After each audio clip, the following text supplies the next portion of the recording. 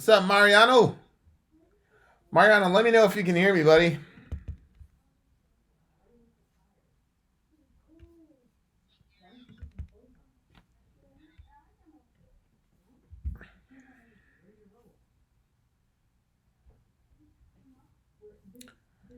How do I post on this page?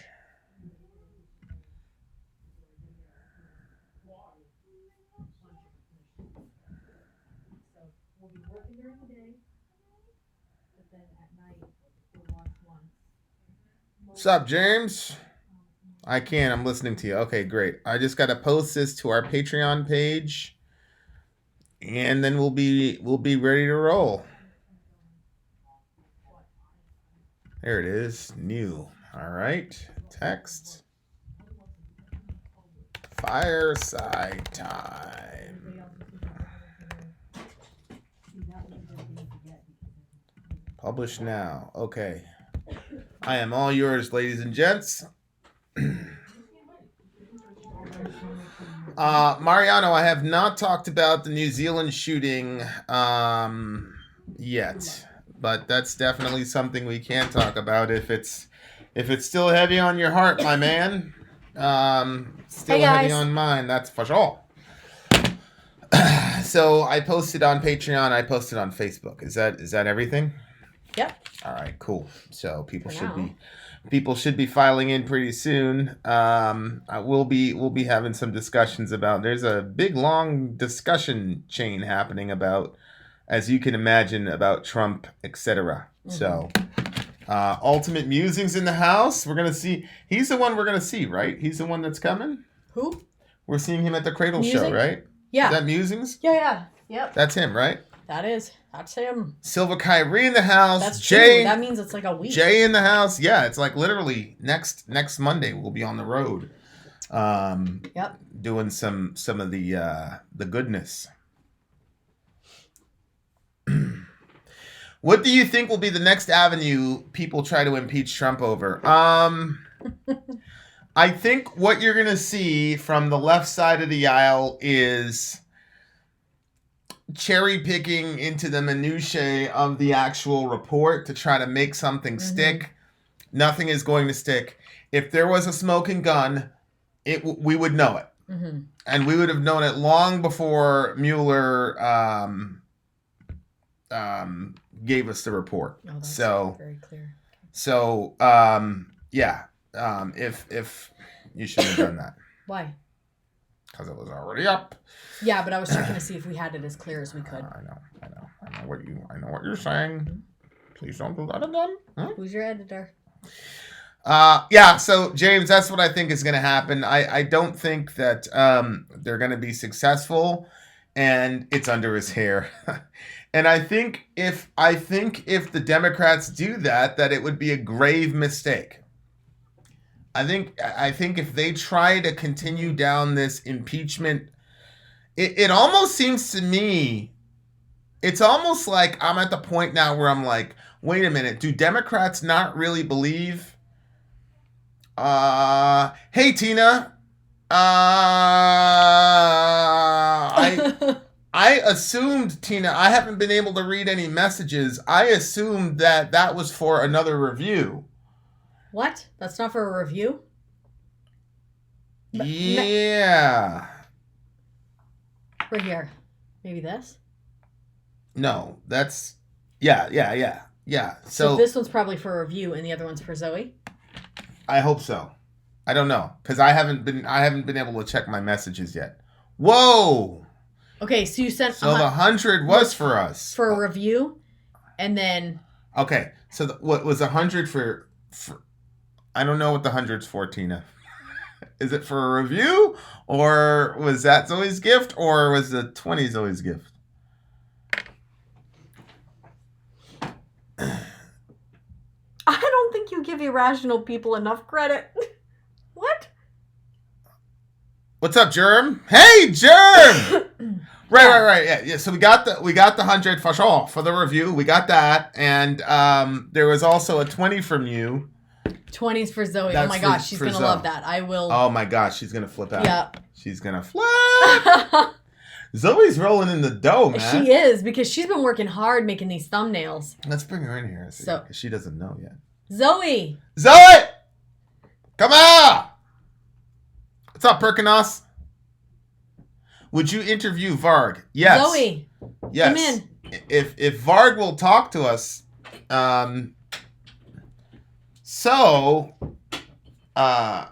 Miss Tina Come into the camera. got you $20 for your birthday. Yep, she already sent it. So it's there. So all we have to do is move it into your account. So look into the camera and tell Miss Tina thank you. Thank you. Thank you, Miss Tina. Thank you, Miss Tina. Why are you laughing? Get out of here. Look at how bright she looks. That looks really cute. I know. There you are in your little robe. Mm-hmm.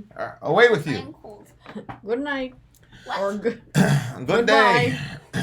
What have you? Has anyone seen my phone? Nope.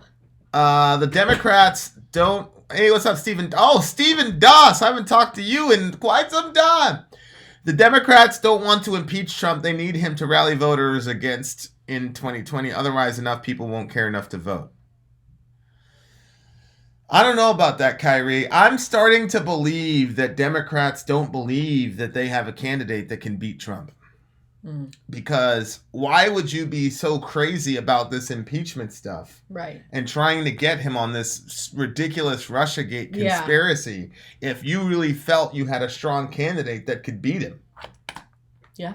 You know, like that. I'm starting to feel that way. Because to me, I'm like, be done with this stuff.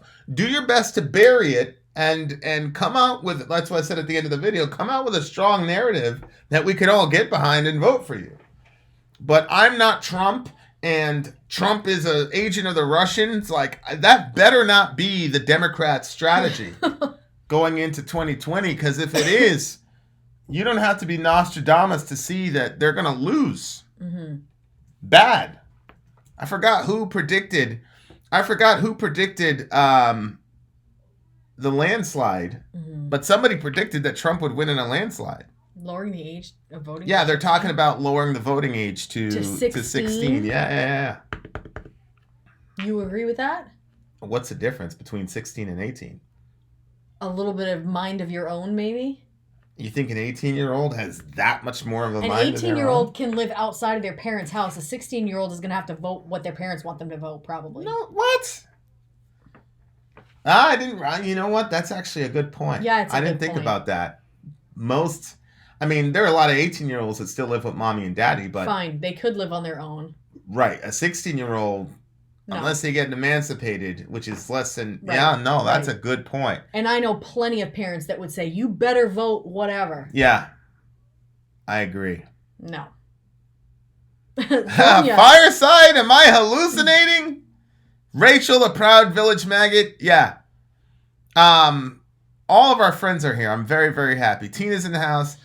Did you see Lord of Chaos? I don't know. I've never seen that. No. We haven't seen it yet. I know I haven't. It's about the black metal scene, and apparently there is a lot of historical inaccuracies and such. Oh. They can say they voted the same as parents, but they can't be in the poll booth with the kids. Yeah. I think it's... You can't even friggin' buy your cigarettes or anything like that, but you're going to be able to vote. I don't know. And I think that some 16-year-olds can handle the responsibility. I think the parental pressure thing is a valid... I think that's absolutely valid. That's such a good point. I didn't even see that. I am making 30% more this year. I'm quitting my second job in June. Okay, congrats. Mazel tov. One of these days we'll get on and announce that we've done that as well. Make minimum voting age 22 and maximum voting age 80. Probably do the same thing to driving age as well. What's up, Neil? Alec in the house. Zonia in the house. Don't let them vote when they hit a certain age? Andrew Yang. Don't let them vote once they hit 80. Well, this is Alec you're talking to here. I don't agree with that. Alec is I think if they've been diagnosed with like Alzheimer's or something like that, like I can see like, you took something like that, like, but that's terrible. I know. What do you mean that's terrible? If somebody has Alzheimer's, they shouldn't be able to vote. they're not even going to know what they're doing. That is terrible. Alzheimer's? It depends on what stage they're in. But I think that, as long as as long as they're still thinking for themselves, let them vote. I'm gonna give like a little soliloquy in a second, Z, about the Trump situation, and then we also have to talk about Mr. Michael Avenatti, who's now in prison or in jail because he tried to extort $20 million from Nike. So this is Michael. I am the premier white knight, going to rescue this poor lady from Trump, Avenatti. And he even said, I might run for president. Well, you're in jail. Hey, little guy. Do you have the keys in the wallet? Are they? They're where they should be. Oh, that's nice. They're where they should be. At least they are. It was your wedding band that was missing. Stories concerned with mental deterioration is why I stated there should be a voting age cap. Okay, I see what you're saying. That'll never pass. And I don't believe that Andrew Yang is a serious candidate either. The universal basic income stuff is not, no way. If Bernie had to defend the socialist moniker, I just don't see how in the world Yang is going to be able to pull off UBI. I think he would get roasted in the public sphere with that by liberals as well as by conservatives as well as by liberals. Whoa, Matthew Winter, what's good, bruv? I've been meaning to call you or something, but you never call me. But glad to see you. Have you looked into Tulsi Gabbard, I'm assuming? No. I do understand that this young lady served in our military, which is always a plus. It's always good when your commander-in-chief actually knows what the hell she's talking about and knows what it means to send men and women into war. So I'm a fan of that. That's different. Guys, I'm about to plug my mic in, so let me know if I'm still on. I couldn't take not being with you guys for this long.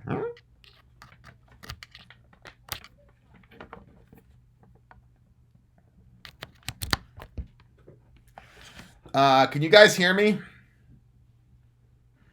Let me know if you guys can hear me.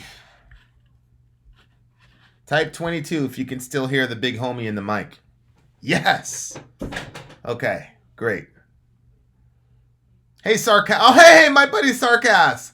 Just because you're old enough to flip burgers doesn't mean you're old enough to vote. Of course, the big homie. I knew you would say that. All right, great. People can hear me. Sarcast, you quit the Middle America channel, but maybe you can be our foreign correspondent. I'm looking for European correspondents for the Middle America channel so that we can. Sorry.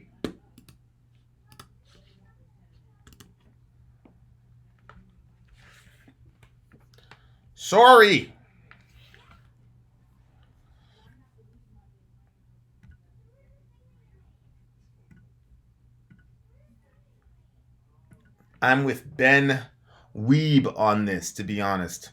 What are you with Ben on? Did Ben make a comment? I haven't seen Ben comment yet.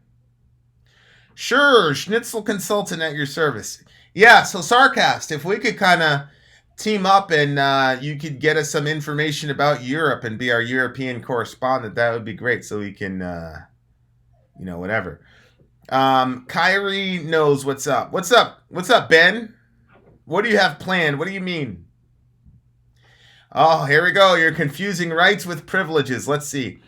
If I claimed people over 100 shouldn't be allowed to drive, a significant amount of people would agree with me. Why not voting as well? Age has unavoidable impacts on human biology. Yeah, Alec, I agree with you. Age does, and what you're saying makes complete and total sense. I just don't think that I don't think that's ever going to happen. Because the older you are, the more right-wing you become, and the right-wingers they're not going to be fans of cutting out a significant amount of their voting block. What's up, Brian? Right. Z is my Silicon Valley tech correspondent. If I had, I really need to get more serious about, we've been doing some marathon recordings, and we actually had more recordings to do tonight, and I just called it. I said, nope, I got to do a fireside, guys. I just have to. So keys aren't there. I don't know, babe. They're definitely not here, and they weren't with us because we had to knock on the door after the walk. Remember that? We didn't have them on us, so. No. That means I used them last. Yeah, you used them last, and you didn't put them where they were supposed to be. But I didn't want to smoke you on camera, so. I used them when I went brought the kids rice. Yeah, I know. Hey, Jade. Hi, honey.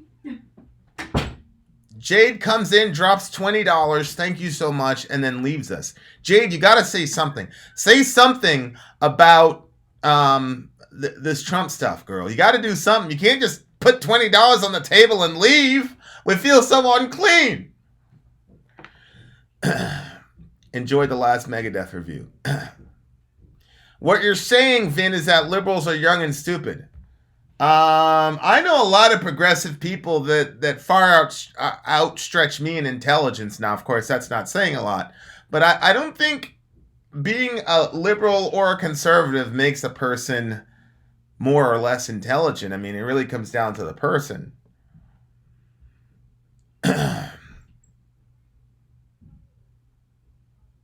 I said the age of voting should be lowered to 16 because we're literally voting on decisions that impact them more than us. The young vote is the most important. Yeah.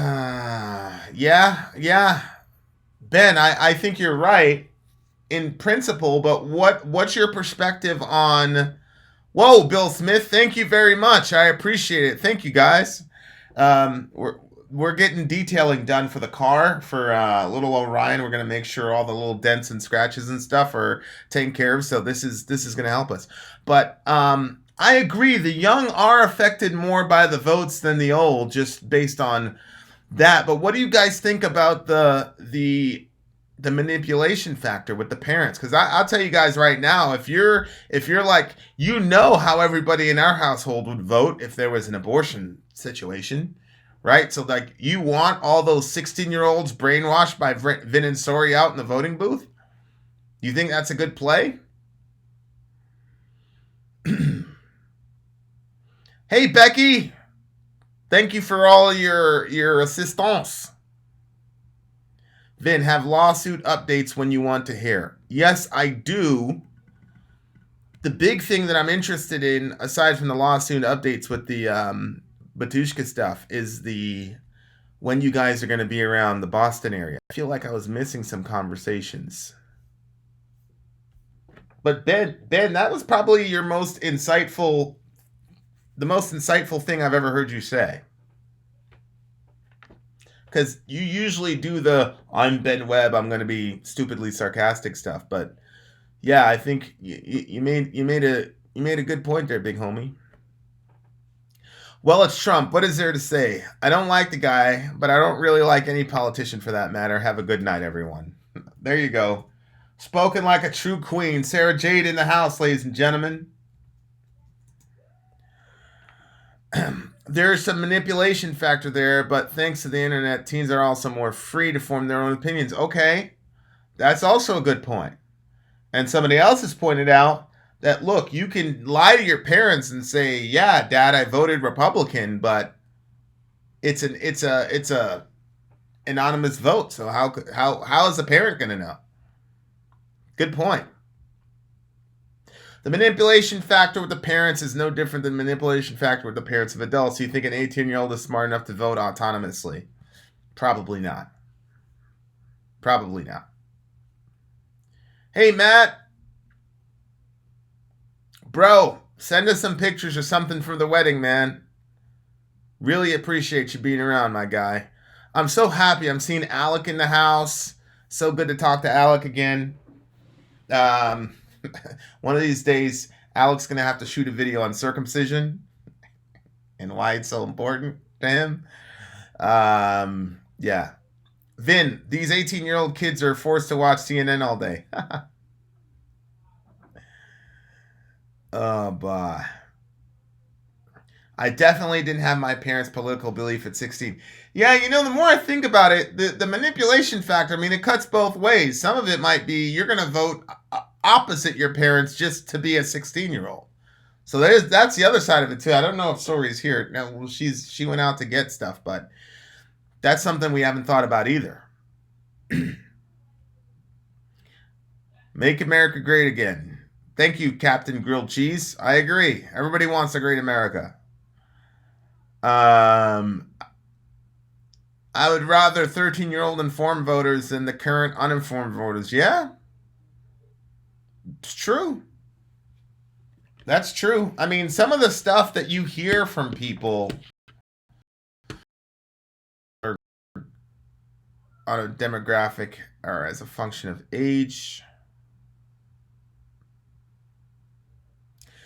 Did you hear about the teen who chose to get vaccinated against his mother's wishes? Not all kids do what their parents say. Well, yeah, Mustard Tiger. Here's the thing. That made the news because it was so rare. That's why it made the news. It's not like you have a whole host of 16-year-olds saying, screw that, Mom and Dad, I'm getting my tetanus shot. So, yeah, I get it, but the very fact that it's in the news in the first place indicates to me that it's not a normal occurrence. Free the foreskin.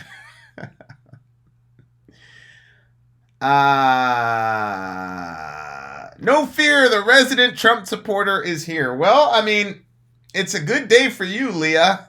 And it's a good day for America. I mean, come on, guys. We've got to be happy. At minimum, we've got to be happy that our president is not a traitor.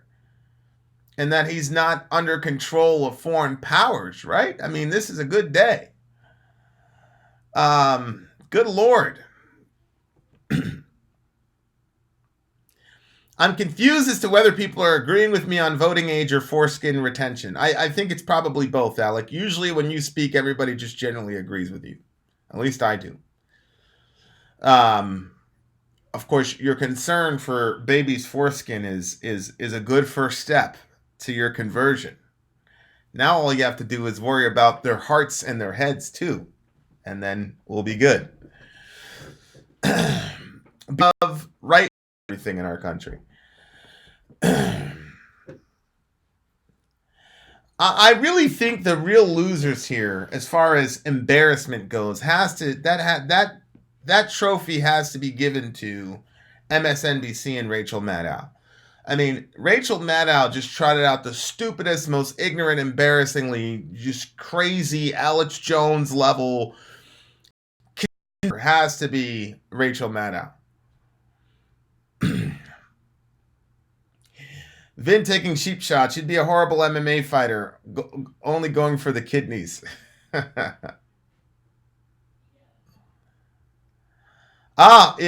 Yep. New Zealand, definitely. New Zealand is definitely speech justifying the attack to some degree. I saw a couple really disgusting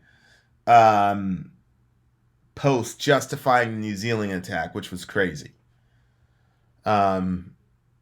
But yeah, I purposely didn't shoot a video on that because I was worried about the comment section. And I actually was going to shoot a fireside that day. And in the qadr of Allah, I wasn't able to get online. And Z basically said, it's probably for the best. And Zonia, you were probably right. I think it was in the news because free thinking and common sense is so rare nowadays that almost everyone could agree it should be celebrated. And also anti-vaxxing is a big issue lately. How do you feel about us recognizing the Golan Heights? I think what's happening with Ilhan Omar is terrible. I'm actually going to shoot a video on it. I've been consistent about this. Just because you say something against Obama doesn't mean you're racist. And just because you say something against to the Israel question, just because you say something negative about Israelis and the Israeli lobby doesn't mean that you're an anti-Semite.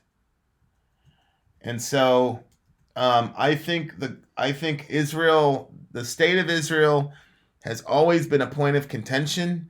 I think that I have a hard time trusting any politician, left or right, when they make any pronouncement about Israel. And I do think that and you know what's crazy to me? everybody complains about lobbyists affecting our political process and our legislative process. So I'm having a really hard time trying to figure out how Miss Omar got completely lambasted yesterday. I don't know if anybody realized what happened yesterday with Democrats and Ilhan Omar, but I mean, she's been basically skewered and left out to dry. And maybe somebody can call in and explain to me how exactly what she said was anti-Semitic. But in regard to the Golan Heights, you know, I think America has played a role in Israel where we have taken a side in the Israeli-Palestine conflict that has been pretty much one-sided. And we have, especially on the right wing, pretended as if the Israelis are above reproach and that nobody can comment on them or hold them accountable for their actions. And I think that that's pretty dangerous, and it's one of the factors that led to 9/11. So I think the Golan Heights is a complex issue. I am specifically dodging how I feel about it per se because of the fact that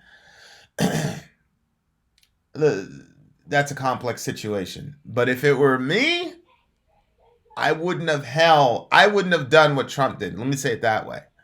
I think that as America, if we have any influence in that region, we need to be working to get these two parties together. I'm still a believer in a two-state solution, and I think we need to restore some dignity to the Palestinian people. So I think we have been almost unilateral in our support of the Israelis, and I think that that's a mistake.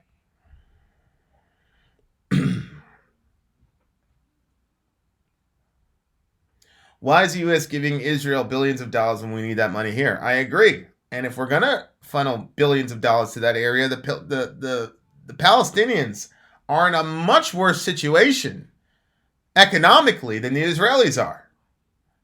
So I don't even, I hear you. Right. Israel needs to treat Palestinians like human beings. Correct. Sadaqt. I agree. The number to call, Bill, is actually a Skype. Actually, a Skype number, and I actually need to re-download Skype because I deleted Skype to make room on my phone. So let me re-download Skype, and then you can call me up. It's Vin and Sorry at. It's just at Vin and Sorry if you're on Skype. So. There it is, Skype for iPhone, download from the cloud. Yeah, so as soon as you find Vin and Sorry, then yes.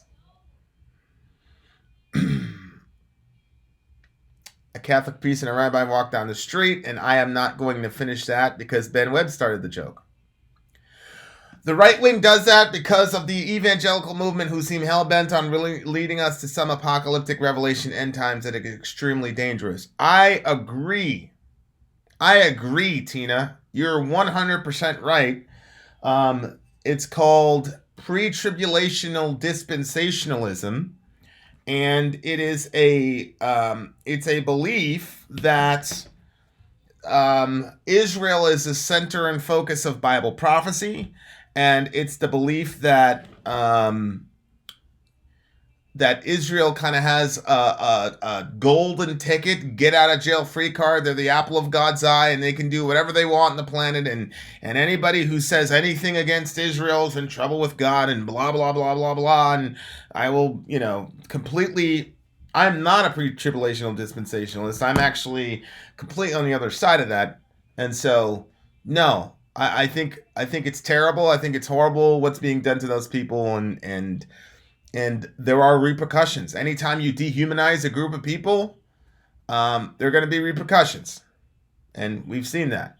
And we can say whatever we want. You say, oh, those are animals. Those are terrorists, blah, blah, blah. Well, okay. Say what you want. But if you want to have some peace in a pizza shop over in Haifa, then we need to start treating these people like human beings. And that's not just coming from Palestinians or leftists. There are thousands and thousands of Israelis that have said the same thing. So do what you want with that.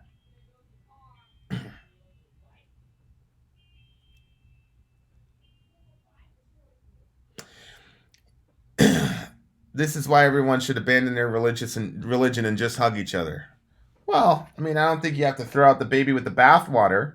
But I think that there are certain ideologies and religions that are um, extremely destructive and very hurtful. And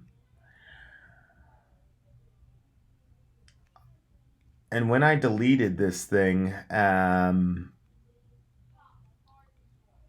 I deleted my login information. So let me see if I can get back on, because I'm assuming somebody wants to call me on Skype. I think Alex said something incredibly offensive. What did he say? He said something like Palestinians need to act like humans if they desire to be treated as such. Every ceasefire has been broken by their side. Yeah, Alec, I just think that's a horrible, terrible thing to say, and overly simplistic thing for you to say as a person who's not been in their situation. So, I just think I think you're dead wrong on that. There's a reason that those ceasefires get broken, and I don't think it's as simplistic as saying one guy is the complete good guy and one guy is the complete bad guy. I never said that. However, our role in the conflict has not been a peacemaking role in the Middle East. It hasn't been. It's been decidedly unilateral, and it's forced a group of people to fall prey to people like Hamas and sometimes Hezbollah, who inculcate certain rhetoric that then gets backed up by the right-wing evangelical side, and it creates a vicious cycle.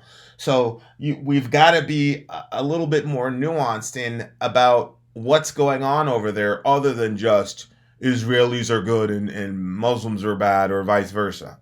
I think it's a lot more complex than that. I read something recently about why evangelicals are supporting Trump despite his obvious flaws. They say he's a new King Cyrus. I think that's the name. Right. In Isaiah, there's a prophecy about King Cyrus who is God basically says, even though you won't, and actually the term Messiah, Mashiach, is actually applied to King Cyrus. King Cyrus is called basically a Messiah figure in the book of Isaiah. And God explicitly says, even though you don't know me, I'm going to use you to basically deliver my people. And so a lot of evangelicals are saying, yeah, I mean, Trump is, Trump is King Cyrus, and that's why we're overlooking all the other, stuff that he does. Of course, they weren't saying that about Clinton. They weren't saying Clinton was King Cyrus when, he had the indiscretion with Miss Lewinsky. So I don't know why all of a sudden they're digging in their Bibles, but it's a typical religious people will use any and everything to justify their bullshit. I mean, it's that simple. I don't know how else to say it. I disagree that the U.S. supports Israel as much as they do has anything to do with religion. It has to do with oil, period. Bob, there's I don't know if you're from America, but there is an evangelical wing in the Republican Party that is absolutely motivated by apocalyptic religion, as Tina pointed out.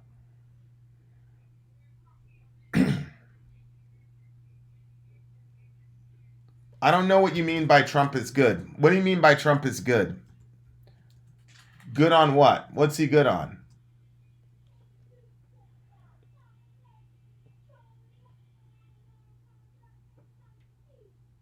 What's up, Dan?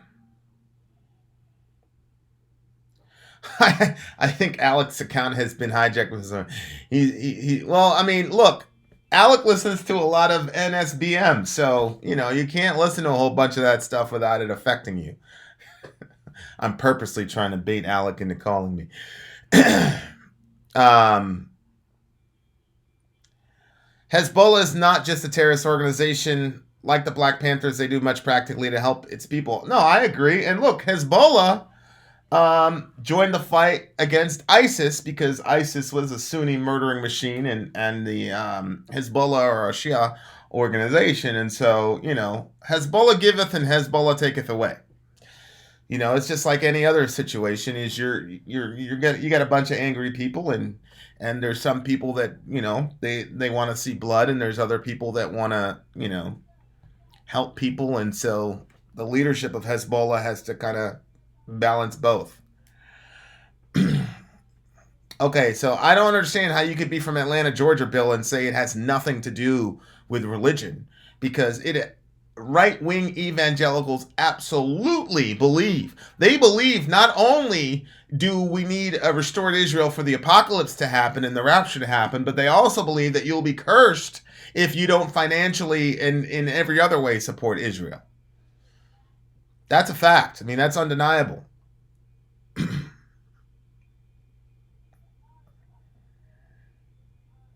No, it's a good point, Alec. NSBM is anti-Jewish, and here I am supporting the Jewish state of Israel. I don't think anybody is against the Jewish state of Israel. But what we're talking about here is our unilateral support of the Israelis good for American interests and good for just the globe as a whole and the principle of loving neighbor as self? And I think that's obviously not the case.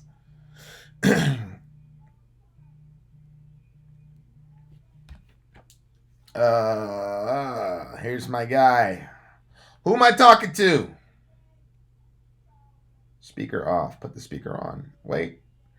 I've got a caller. What happened to my caller? Who am I talking to?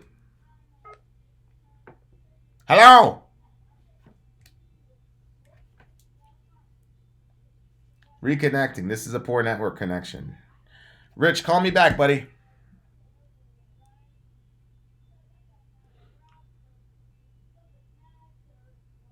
Rather dubious assumption that Israel is the birthright of the Palestinians. Who's assuming that? Who's assuming that Israel is the birthright of the Palestinians? That certainly wasn't the argument that I made.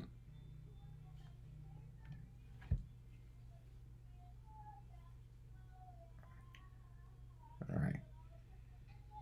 Who am I talking to? Bill. Bill, talk to me. What's up, Bill?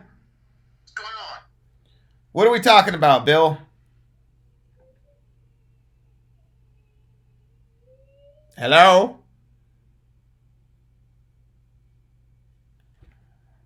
I thought I had Bill on. Bill's going to call me back, I'm assuming. My phone's all jacked up because I just re-downloaded the Skype app. So, give me a second, guys. All right, I'm here. Bill, you are on with Middle America's Vin and Sorry. What's up, buddy? What's going on, man? So, talk to me. Talk to me. Okay. I want you to know I'm a Christian. So am I. Congrats. But my mother is Jewish. My father is Catholic, and I'm neither.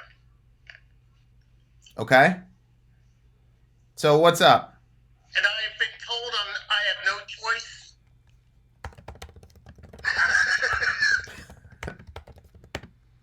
Okay. So what are we talking about here? What are you what are we discussing?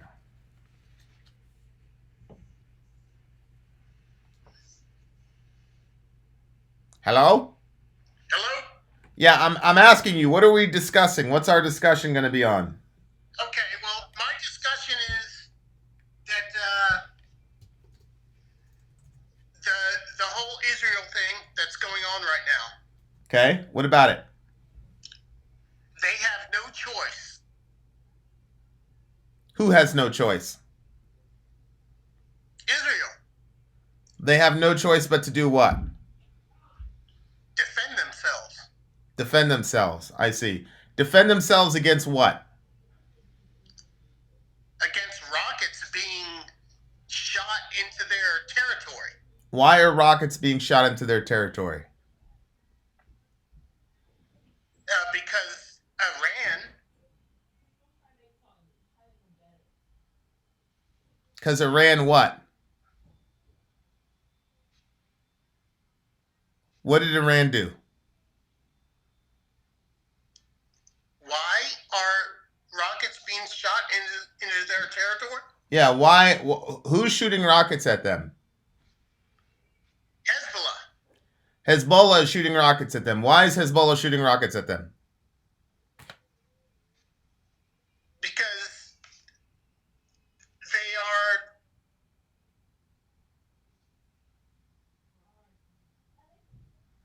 Hezbollah. I agree, they are Hezbollah. Why is Hezbollah shooting rockets at Israel?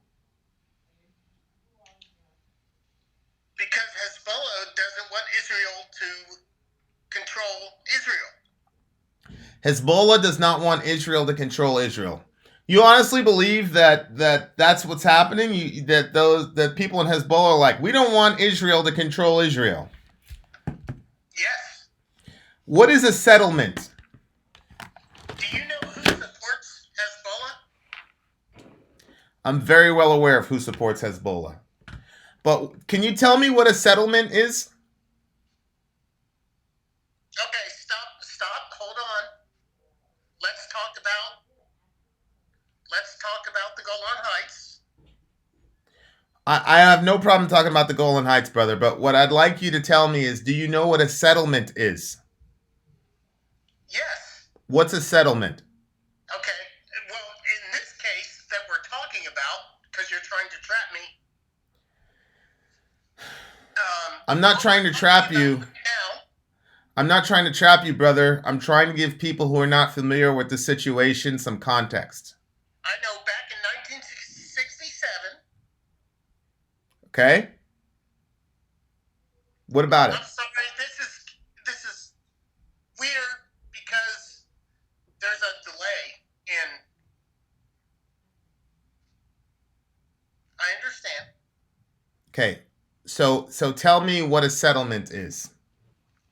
Okay, what happened back in 1967 is Syria tried to invade Israel. Mm-hmm. Okay? Yep.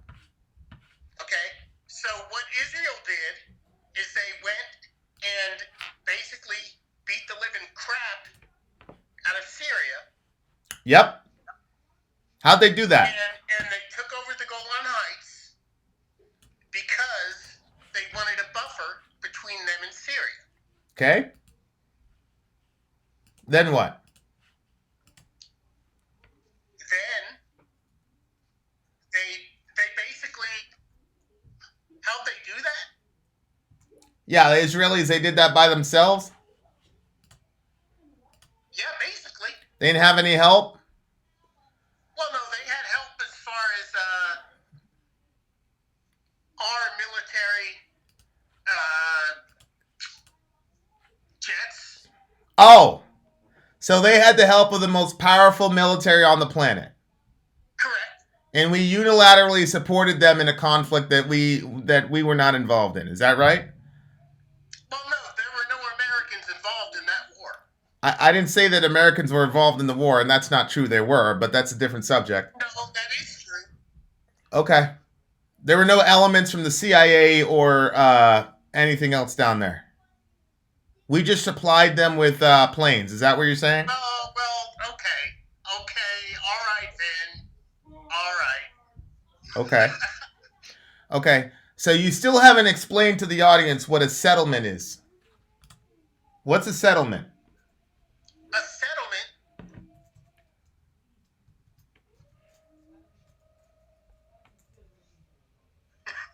All right, I'm waiting. A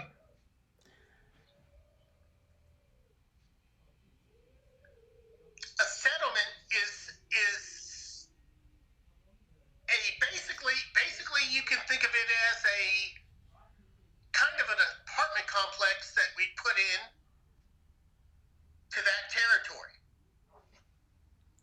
Wait, what do you mean? What do you mean kind of like an apartment complex that we put in? I'm sorry. Remember, my mother's Jewish.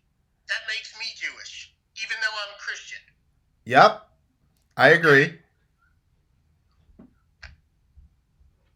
So I'm having a hard time. I mean, they built housing complexes in this region. Isn't it true? Isn't it true that they relieved thousands of Palestinians of their property in order to build these settlements?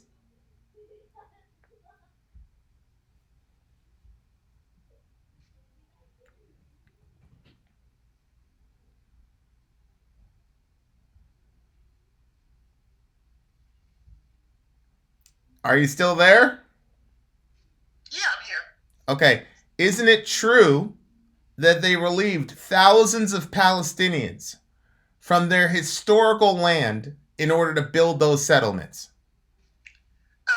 Well, see, that's where the argument comes in because it's a yes or no question. An actual Palestine. Oh, okay. So because they didn't have a nationally recognized country, it was okay for the Israelis to come in and build settlements that were outside of the 67 borders. Stop. No, it is not. It's not what? Hold on. The land that Israel was given at the end of World War II.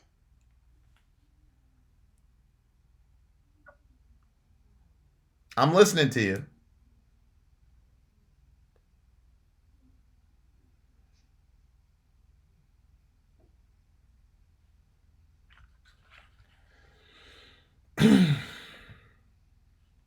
Was given to them because 6 million people were killed by Nazis. And a lot of those people were my relatives. Brother, there is no goy on the planet that hates what Hitler did more than me. However, those Palestinian people who've lived in that area had nothing to do with the Holocaust, right? So I'm asking you, do you believe that it was morally right for those people to uproot those Palestinian people?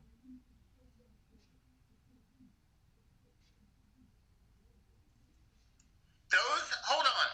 Those Palestinian people you're talking about were Turks. Hold on.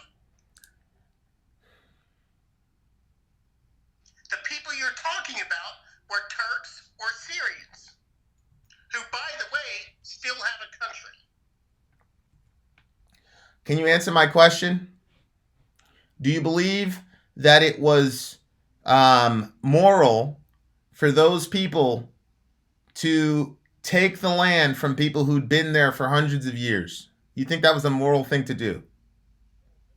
Okay, was it moral to give the land back to the people who had inhabited that land for thousands of years? No. Please answer my question, though.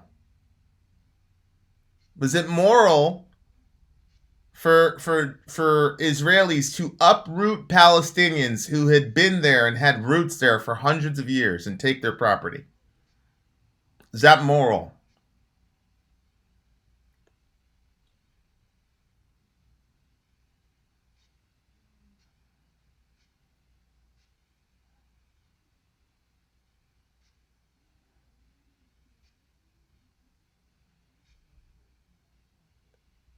It's never moral to take property from people.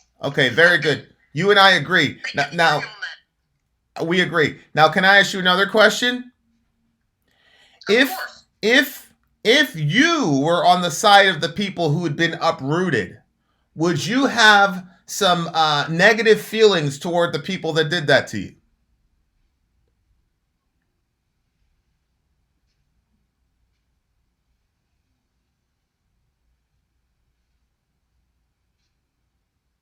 Are you there?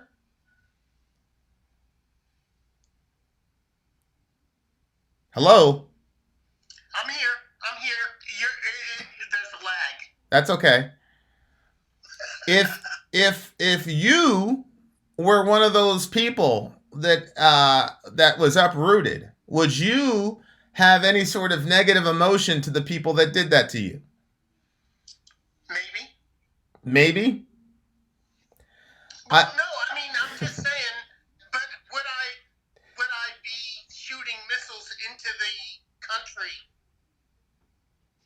Are you an American? Are you an American? Of course I am. Oh, you have no idea, Vin. I work at the Pentagon. I'll just go that far. Okay. No, I feel you. My brother, what did your forefathers do when they felt that they were oppressed?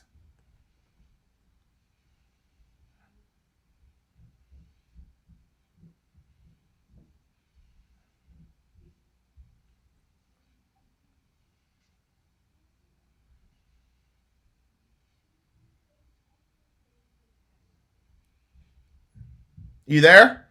Well, my forefathers, when they were oppressed, they got burned in ovens. No, I'm talking about. My mother's side of my family is Jewish. Yeah, go farther than that, brother, because you're an American, right? So you've got American roots. What did the founders of this country do when they felt oppressed? They beat the shit out of their oppressors. No, they killed them. They killed their oppressors. Isn't that true? Isn't that what we're celebrating? The bombs bursting in air every 4th of July? Isn't that true? Yeah. Did the British... You got a point. Did Britain come over here and take our colonies and uproot us and throw us all in refugee camps? They tried to. Did they? No. So let me get this straight. America was established by people who felt oppressed, and in response to that oppression, killed a bunch of people, which gets celebrated every 4th of July. But now I've got another group of people who've experienced a worse atrocity than what our forefathers experienced, and when they fight back, they're all terrorists. Is that pretty much the idea? Say again? Wait a minute.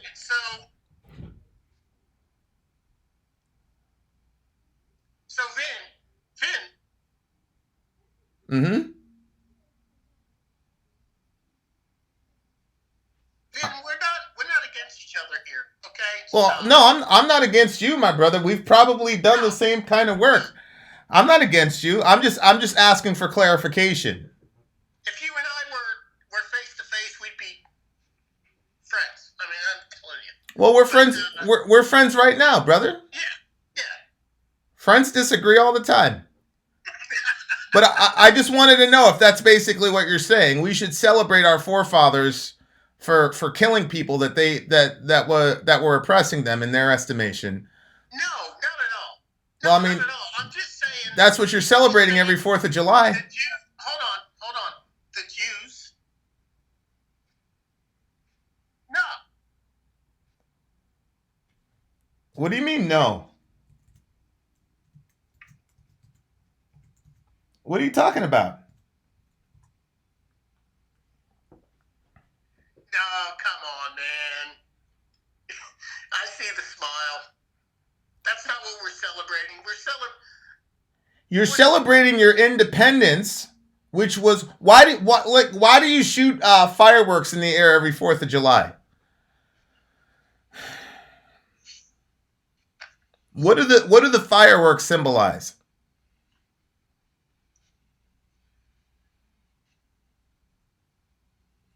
That's bombs, right? Isn't that true? I fire fireworks into the air every 4th of July because it looks cool. It looks cool, I agree. But the fireworks symbolize bombs that went to kill people for our independence. Well, not my independence, that came later, but for independence. Isn't that true? Yes. Okay, so your forefathers fired bombs at people that they felt were oppressing them. And you celebrate that every year. Hold on. You need to stop. My forefathers are 2 generations behind me. You're missing the point. You know exactly what I'm saying, right? What I'm saying is that the Brits at the time would have characterized our forefathers as terrorists. Isn't that true? Finn, you're implying my forefathers owned slaves. My forefathers... I didn't say a word about... My brother, I didn't say a word about slavery. I know.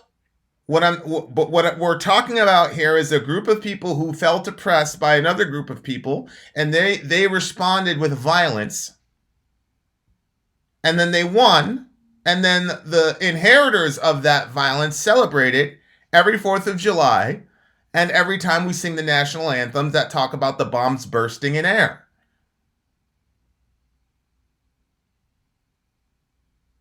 So we got another group of people who you admit have had their land stolen from them, and so they're sending bombs into the air. What is the difference?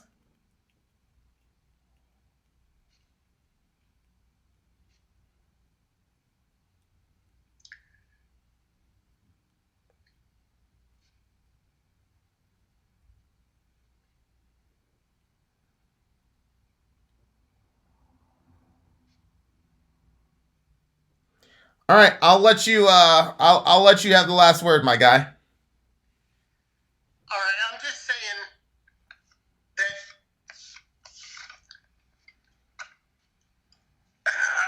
you're killing me, Vin.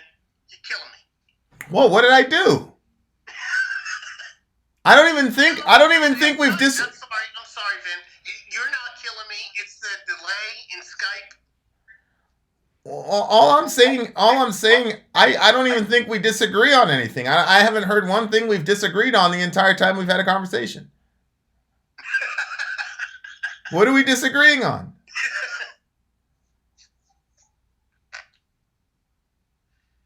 No, I think if we were face to face, having a beer. Uh-huh. No, I think if we were face to face having a beer, we'd be quite animated right now. Maybe. I appreciate you calling in, my dude. And I appreciate you talking to me. Much love. Much love. That's what we do at the village. We talk to each other. We don't talk at each other. We talk to each other. Now, the big homie, he had a delay here and there, but that's okay.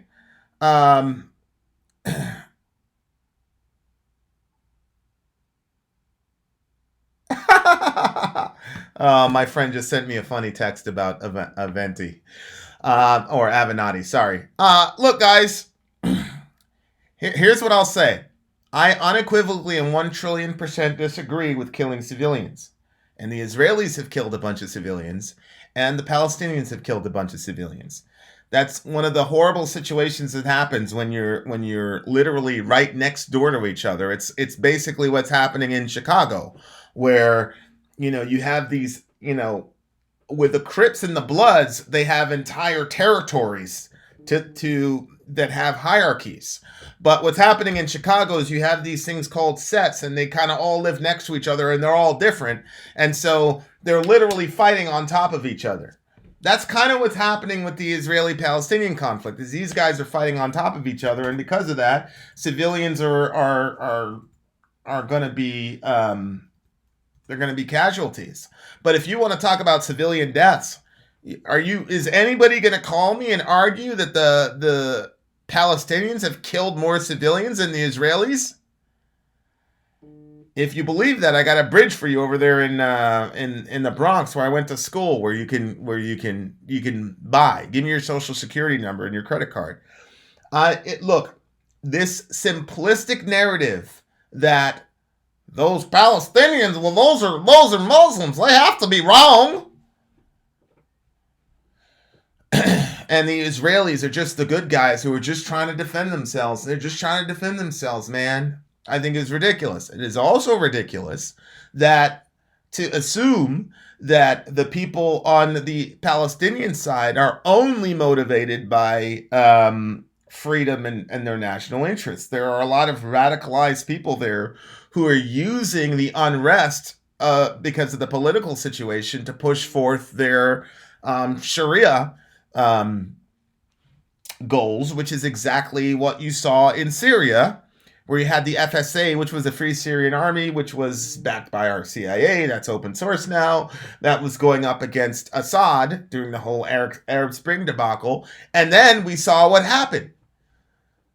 You had Jabhat al-Nusra got stood up, and then you had Al-Qaeda in Syria stood up, and then that got turned into ISIS. And the first thing they did was not to go after Assad. They went to the FSA and cleared them out because democracy is heretical to Wahhabi Islamists. And so, yeah, there are definitely those elements in Palestine who are taking advantage of the unrest. It is an extremely complex situation.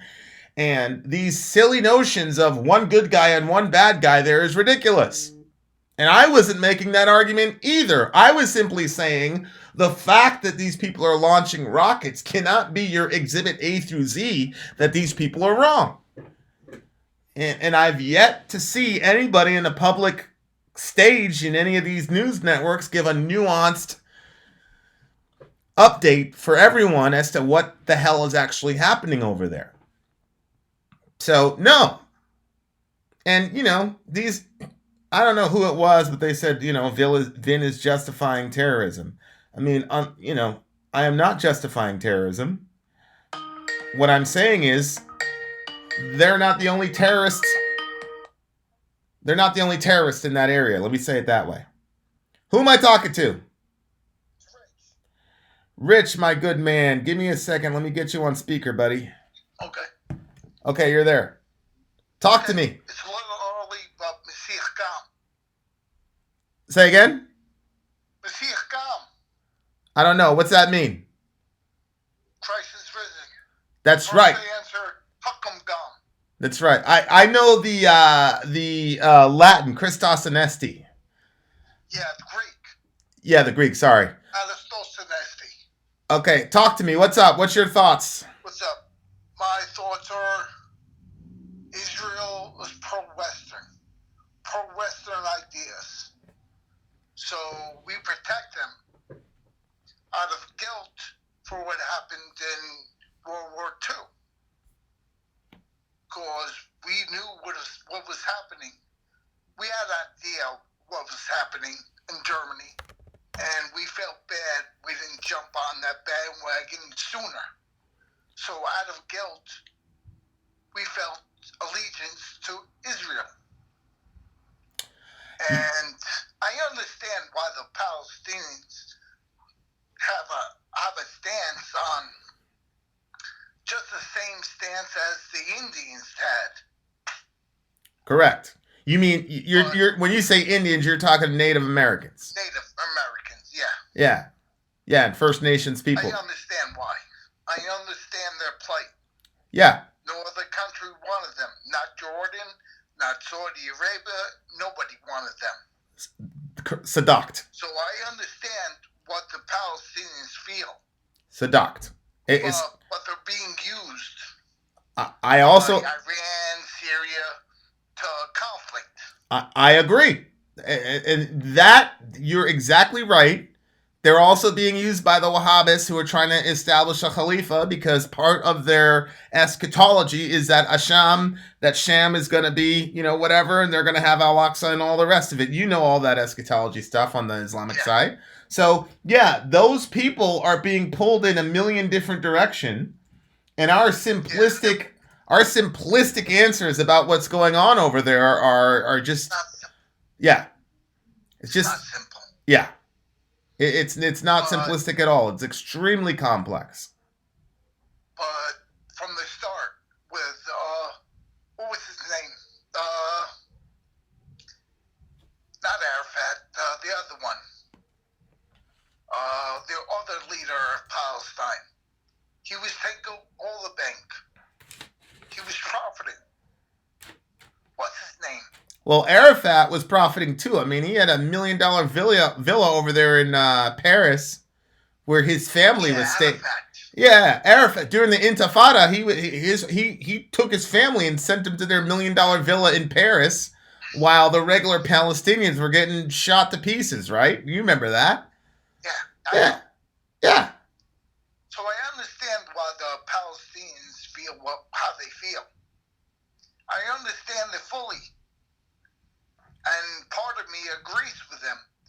But I feel our stance with siding with Israel has to do more with Western idealism. Well, and it may be planting a Hellenistic stance in adopting Western culture in the Arab world. Yeah. Yeah, that's why I think we side with them. Yeah, I mean, and to Alex's point, they're a nuclear check over there in Iran, and I get it. I agree with all of that. We can accomplish our interests without completely marginalizing a whole group of people. We can do both. And what I'm seeing with the right wing side of the aisle is that they're not interested in doing both. They're just interested in supporting Israel. Yeah. That's one of the things I disagree with Trump about. But going about it the same way over and over again, that's wrong also. I agree. Right on, man. Hey, okay. Richmond, I appreciate you for calling in as always. Thank you. Appreciate you. Have a good one. Thank you. I need a European person to really dig in on the minutia of Article 17 so we can. I heard it was Article 13, now it's Article 17, so that we can post that information as well. Whatever lives lost of Palestinians pales in comparison to prospective lives lost in the U.S. did not have a nuclear check on Iran and Russia. This is a math of geopolitics in a post-nuclear age. Yeah, Alec, I just think that's ridiculous. I don't look. There are ways that we can check that type of aggression in a post-nuclear age without unilaterally supporting one group of people over and against another group of people who don't have any nuclear capabilities at all. And these guys are literally throwing rocks at tanks. That doesn't help us. Furthermore, this type of unilateral support of Israel is one of the main issues that bin Laden talked about when he was discussing his motivations for 9/11. So, our unilateral support of Israel, our not even trying to pretend that we're going to be somewhat balanced in our approach to this, is fostering a lot of animus between America and the Muslim world. And if you have a view of Muslim people that all 2 billion of them are terrible and they're going to destroy your comfy Western civilization with Sharia law, that's what's under a lot of this rhetoric. I'm not talking about you per se, Alec, although a person with your intellectual acumen, I don't see how you don't see the gaping flaw in this idea that we need to support Israel unilaterally to keep the Iranians at bay. I mean, that's ridiculous. That's ridiculous. You think Iran is more of a nuclear threat to us than China? It's ridiculous. Who's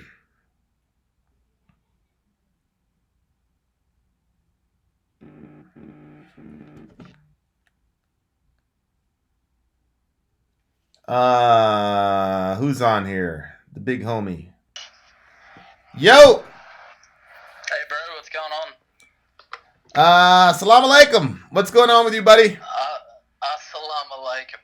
Okay, whatever that means. It means peace be with you. Okay, fair enough. Peace be with you too, bro. So basically, I just want to ask a couple of questions. Now you're getting into the topic of Islam and things like that. And I've got a couple of questions on your thoughts on the massacre in New Zealand. Yeah.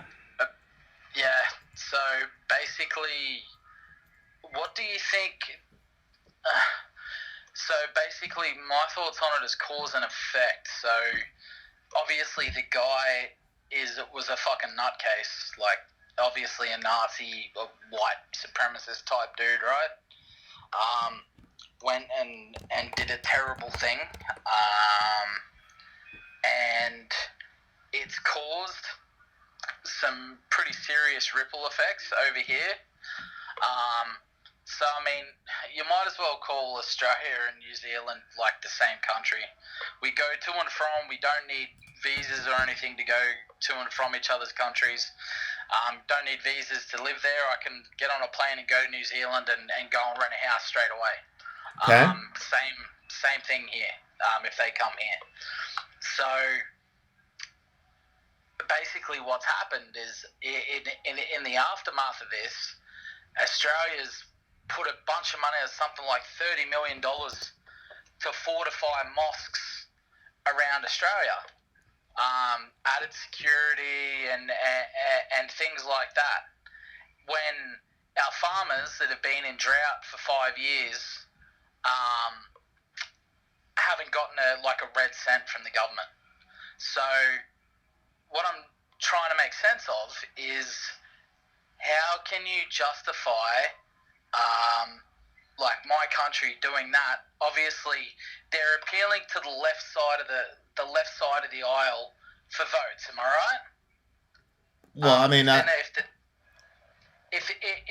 they're not going to help the farmers that have been in need for 5 fucking years, why help the mosques now? I mean, the likelihood of this happening again in this region is very slim to none. how can you say that? I think that the likelihood of reprisal from the other end is far more likely. What do you mean, reprisal on the Muslim side? Yeah, I think you're being naive if you don't think that is a distinct possibility. In Australia alone, in the last 3 years, there's been 15 major terrorist plots foiled. One was a plan that they uncovered through people messaging on Facebook. The guys actually got deported. They were going to smuggle a car bomb into one of the big shopping centres in Sydney and blow it up. They had all the materials and shit ready to go, and they caught them a couple of weeks before they did it. Now, I understand that... Well, they didn't foil the plot last week, did they? No, they didn't foil the plot last week because they didn't see it coming. Yeah. Now, why is that? Why were they able to foil all those Muslim plots, but they weren't able to foil the white nationalist plot? Why is that? Well, for starters, it's 2 different countries, mate.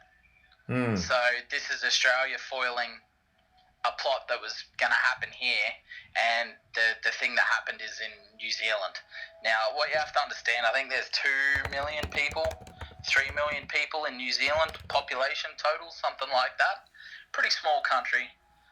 Australia, there's like 30 million, 25, 30 million. Again, small country.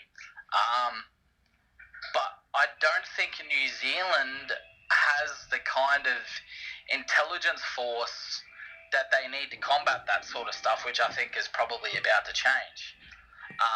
So you're saying Australia shouldn't spend any money in heightened security for Muslim people? Is that what you're saying? I don't think that... Well, okay, hang on a second. I don't think they should spend... Well, when there is money that should have been accumulated 5 years ago for these farmers, half of these farmers have gone homeless. They've lost endless amounts of cattle, endless amounts of crops. Aren't you a capitalist? Survive. Pardon? Aren't you a capitalist? No. Oh, okay. Well, that's relieving. Okay, continue. No, I live in a socialist country, mate. What makes you think I'm a capitalist? Well, you're on the right side of a lot of things, and in America, if you're on the right side of stuff, you're generally a capitalist. But go ahead. Interesting. Okay. But no, I think those people need help first. You think there's a more immediate threat to their lives than Muslim people? There's a more immediate threat to life and food for the Australian people than there is the threat of Muslims being attacked over here. Yeah, I wouldn't do much. I wouldn't do much different than your government in protecting those people. So you would ignore farmers that have been in drought for the past 5 years, but as soon as there's a mosque shooting in another country, you go and fortify all the mosques that are already here with money that could have been used to help those fucking farmers. How many of those fucking farmers have died? Quite a few, I would imagine. They've died of starvation. Is that what you're telling me? No. Sorry, I misunderstood what you said. Okay, so none of them. A lot of their farms. A lot of them aren't farmers anymore because the land's dead. They haven't. There's been no aid. So none of them. We'll go and send millions of dollars to fucking Indonesia and none of them. West Papua and all that stuff to help all these people. But you and I we won't help ourselves. They are. Well, first of all, the mosques in your country are for your countrymen, aren't they? What do you mean ourselves? Aren't they mosques? Are these separate themselves from us, mate? Whoa, Dan, wait a second. Live in their own communities. Dan, wait a second.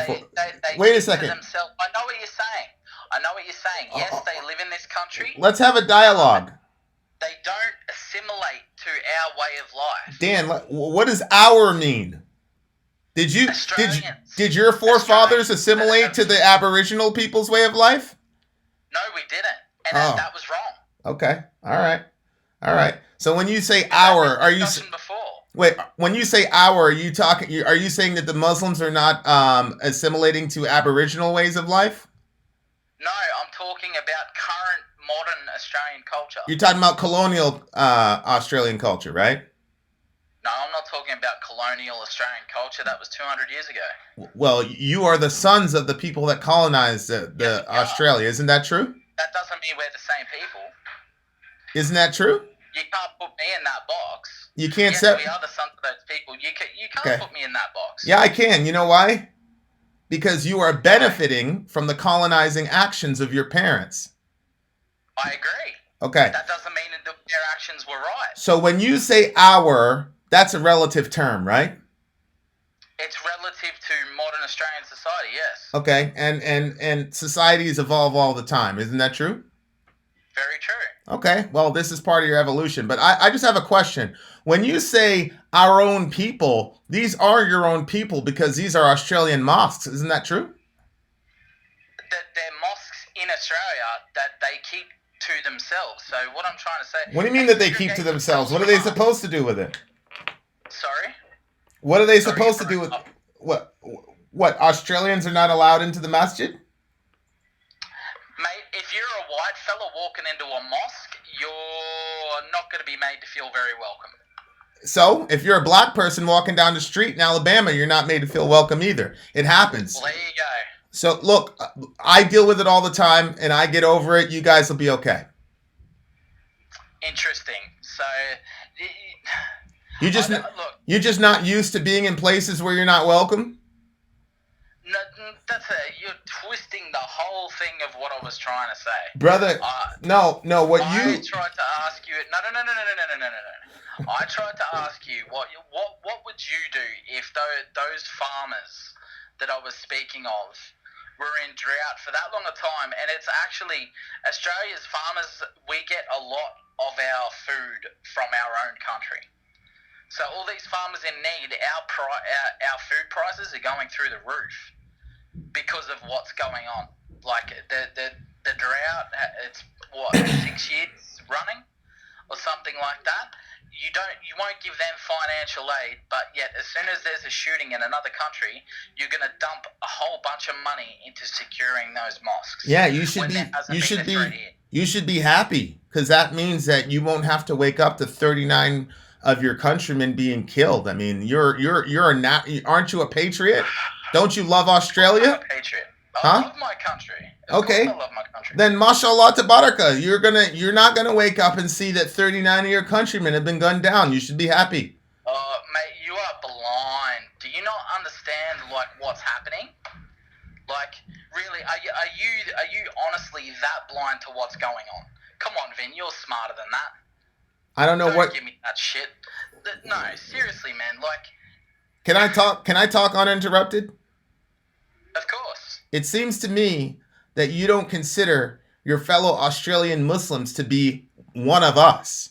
And so it seems to me that because you don't accept them as being your people, you don't give a damn whether or not you wake up and hear 39 of them have been shot. That's what it seems like to me. No.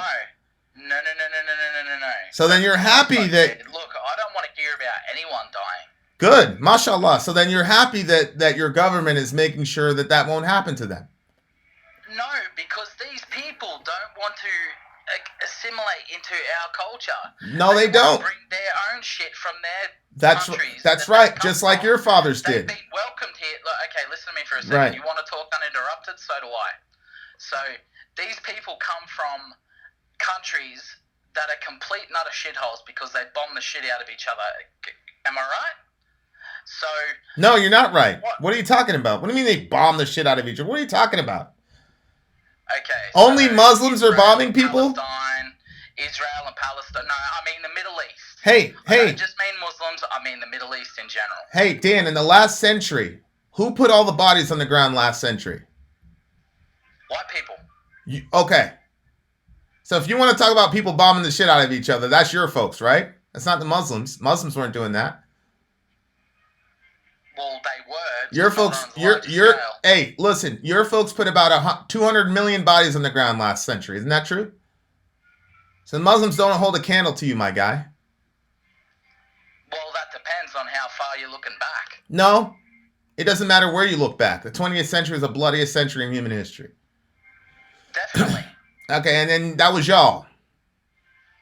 Well, I mean... Yes or no? I guess, yeah, if you want to put all... Yeah. Okay, so let's get away from that because nobody bombs more people than Europeans and Americans. That's obvious. Okay, so what's the problem? Okay, so basically what I'm saying is they come here, right? They'll rock up. Hold on for a second. Hold on. When I say your folks, Death Fan, I'm talking about Europeans and Americans who killed 200 million people in the 20th century. Death Fan is what he's saying. I didn't say white people. What I said was Europeans. What I said was Europeans and Americans. That's y'all. That's what I'm talking about. Because we're trying to characterize Muslims. I'm not arguing that point. Well, I know. I was helping them, Death Fan. I was helping them, Death Fan. Go ahead. Okay, so what I'm trying to say is these people will come here and get benefits from our socialist. These people. They call it the dole. Are they Australian citizens? These Middle Eastern people. Just these. I don't want to say Islam. These people. What Dan, you're not. Dan, if I said that you were xenophobic, and that you had you have a bias against Muslim people, would you say that it's pretty accurate? Like you have a fear of those people? No, I don't. You're not afraid of them at all? No, I'm not. Okay. And you're not a racist at all, Dan? No, I'm not a racist. All right, continue. No, Islam isn't a race, bro. I didn't say that. Go ahead, continue. Well, this is what you're trying to say. So no, it's not what I'm trying to say. I think you're absolutely bigoted against Muslim people. That's obvious. Okay. I think you're blind. I think you need to open your eyes. But anyway, that's my opinion. Okay, tell me what I'm blind to. Help me. Okay. Well, for starters, mate, I don't understand how someone with your ideology is a Christian, right? Someone that calls themselves a pacifist and a feminist, among other things, right? How can you agree and defend Islamic faith? It goes pretty much against everything you believe. The way they treat females, the way that they treat children, the things that they do to each other. And I understand that this is mostly the minority. But when you're talking is it 5% of Islamic people are extremists? Dan. Is that about Dan, Islamic people didn't bring me 200 million dead bodies last century. And Islamic people... I understand that. Hold on. We're not talking about that at the moment. I'm asking you a specific question. I'm trying to answer the question for you, brother. Here's the answer. Islamic people didn't bring us 200 million dead bodies last century, and they sure as hell didn't bring us 60 million dead babies in the United States of America. So if I can still love my country and pay very steep prices, and believe you me, I paid very steep prices for my country. If I can still love my country in spite of the fact that we've bloodletted 60 million kids, then I can still love Muslim people across the world who have done nothing in comparison to what we saw last century from European people. That's why. I understand that, but I Okay. think you need to look around and see what's actually happening. Like, my brother, believe me, I am willing to bet my life and the lives of all my children that I know way more about what's happening in that region of the world than you do. I would completely disagree with you. You've Do you been mean here or do you mean in the Middle East? in the Middle East. Okay, quite possibly. I guarantee it. Trust me, I guarantee it. But what's your point? here's my point. You are obviously not looking at these people as your countrymen and human beings worthy of protection. You would rather No, I see them as human beings, mate. Hang on a second. Those don't people. twist my words. Those Yes, people. what I mean, I'm differentiating them from the people that are already here. Right, the people that belong here versus those people. No. Don't fucking put words in my mouth. I Dan, didn't say people that belong here. Dan, I said... Dan, you said you're helping other people instead of our own people. Didn't you say that?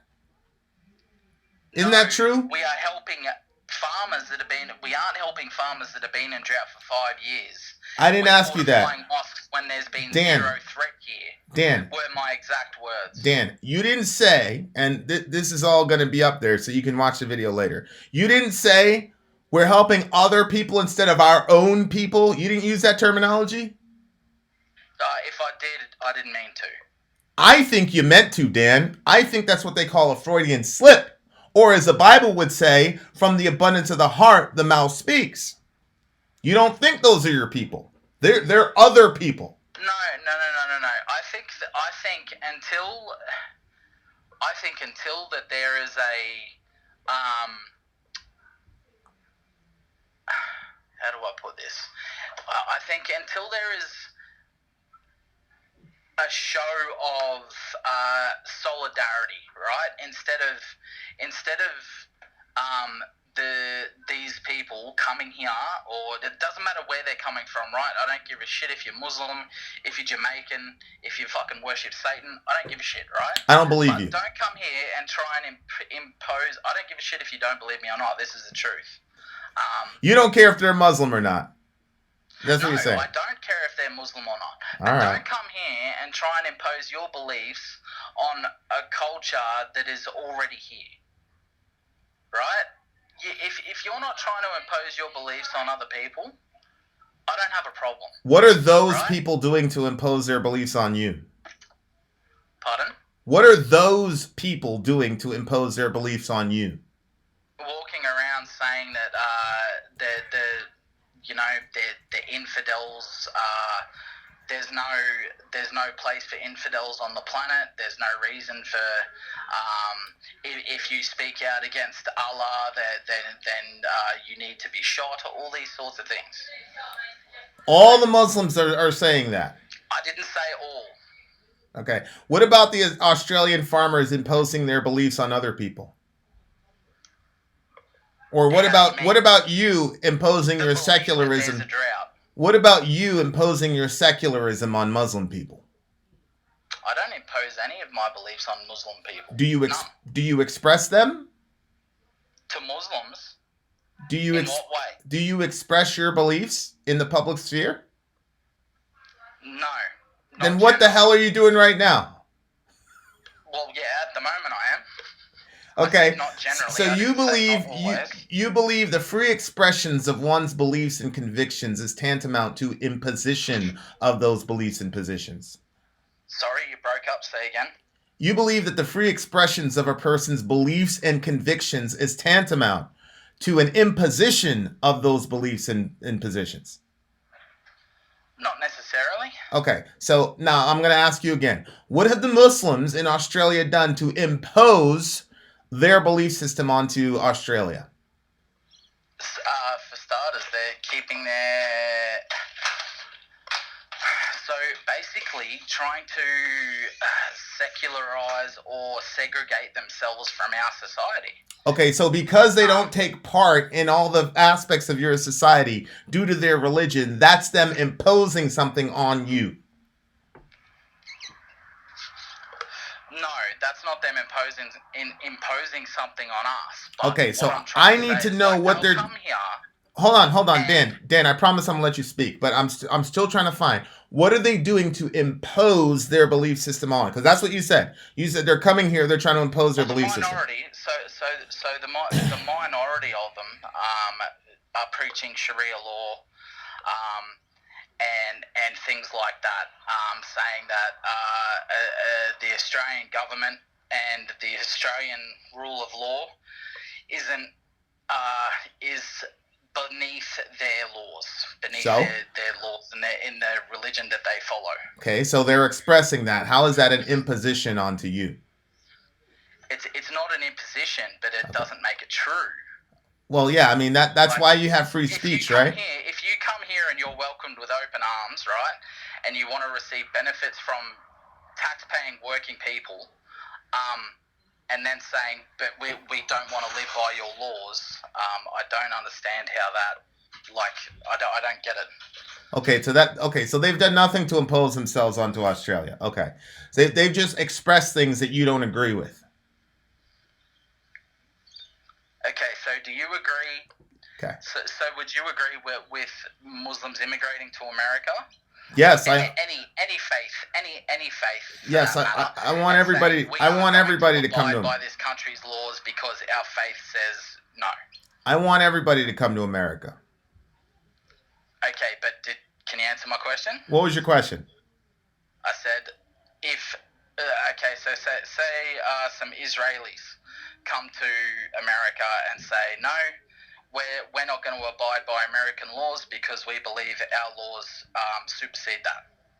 Do you agree with that? Yeah, they can say whatever they want. Now, what they do is different, right? So if they go around and murder people, or they go around and go 75 and a 25 because they're claiming their religion, then obviously the law, we have mechanisms within the law to handle that. But if they say, we don't like the laws in America because they don't comport to Sharia, then fine. Just like if an Orthodox Jew says, hey, I don't like the law in America, we shouldn't be working on Saturday. Fine. They can express whatever they want. That's the beauty of free speech. I don't have a problem with that. Yeah, but there's a difference between free speech and acting on it. Okay, that's what I've been asking you for 25 minutes, brother. What have they done that undermines Australian law? Well, for starters, for marrying children, for one, there's been many court cases here of that happening. Okay, so Sorry, go ahead. No, let's stay on that one. That's significant. I would agree with you there. So they marry children. Tell me this case. I'm on Google right now. What's the case of the Australian marrying children? Hold on a second, I'll find it. Two Jews walk into a bar and buy it. That's terrible, BC.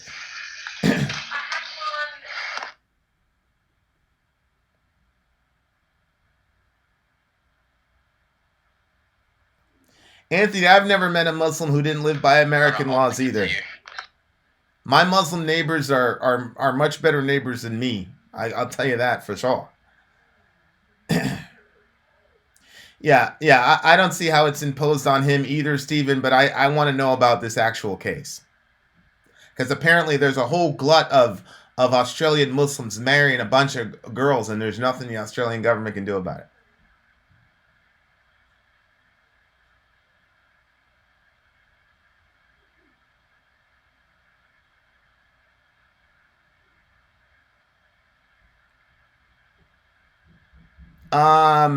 J. Paul, you can look for me on Skype, Vin and Sorry. I'll send a link to you on Facebook, Vin.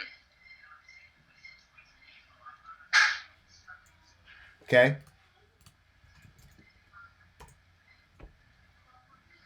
What's up, Justin?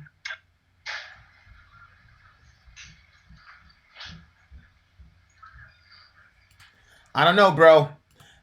It just seems to me that you might be in some denial about yourself, family.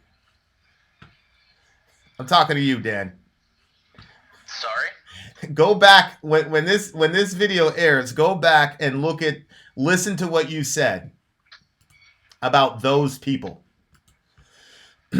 I was just trying to differentiate from the people that were already here. Yeah, I understand that, and I'm agree. That's exactly what you did, and you still don't see how obviously terrible that is. Because your people weren't the original people here either, brother. And I understand that, and Yeah. I completely disagree. I say that was wrong. No, Dan, you don't completely It shouldn't disagree. have happened. Dan, you know how I know you don't completely disagree?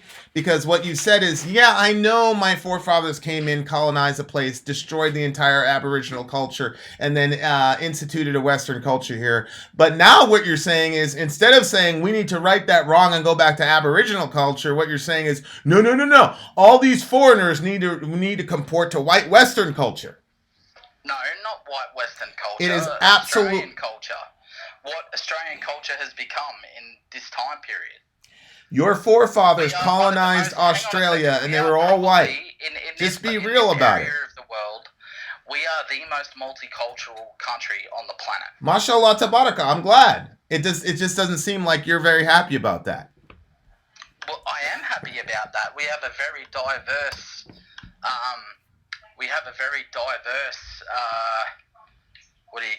conglomerate of people. Great. It's really good. We've got a bunch of cultures, and that's what I mean. Modern Australian culture is the marrying of a bunch of different cultures. Good. Exactly. How is that bad? I didn't say it was bad, family. Well, you're saying it's bad because I agree. No, with you the said current- you said you othered an entire group of your own countrymen because they're Muslim. No, I'm othering the people that aren't here yet. No, you referred to the people that your government is protecting as those people as opposed to our own people. That are segregating themselves from our culture. No, they're not. That's what I mean by us and them. What language do they speak? 9 times out of 10, not English. So you got how many? You know what's funny is I listened to a sheikh from Australia. His name is Sheikh Fez, and he's a hardcore Wahhabi Muslim. And he's actually been arrested a few times, and he speaks the Queen's English. You're trying to tell me that 9 Muslims out of 10 in Australia don't speak English? 9 out of 10 Islamic refugees would not speak English.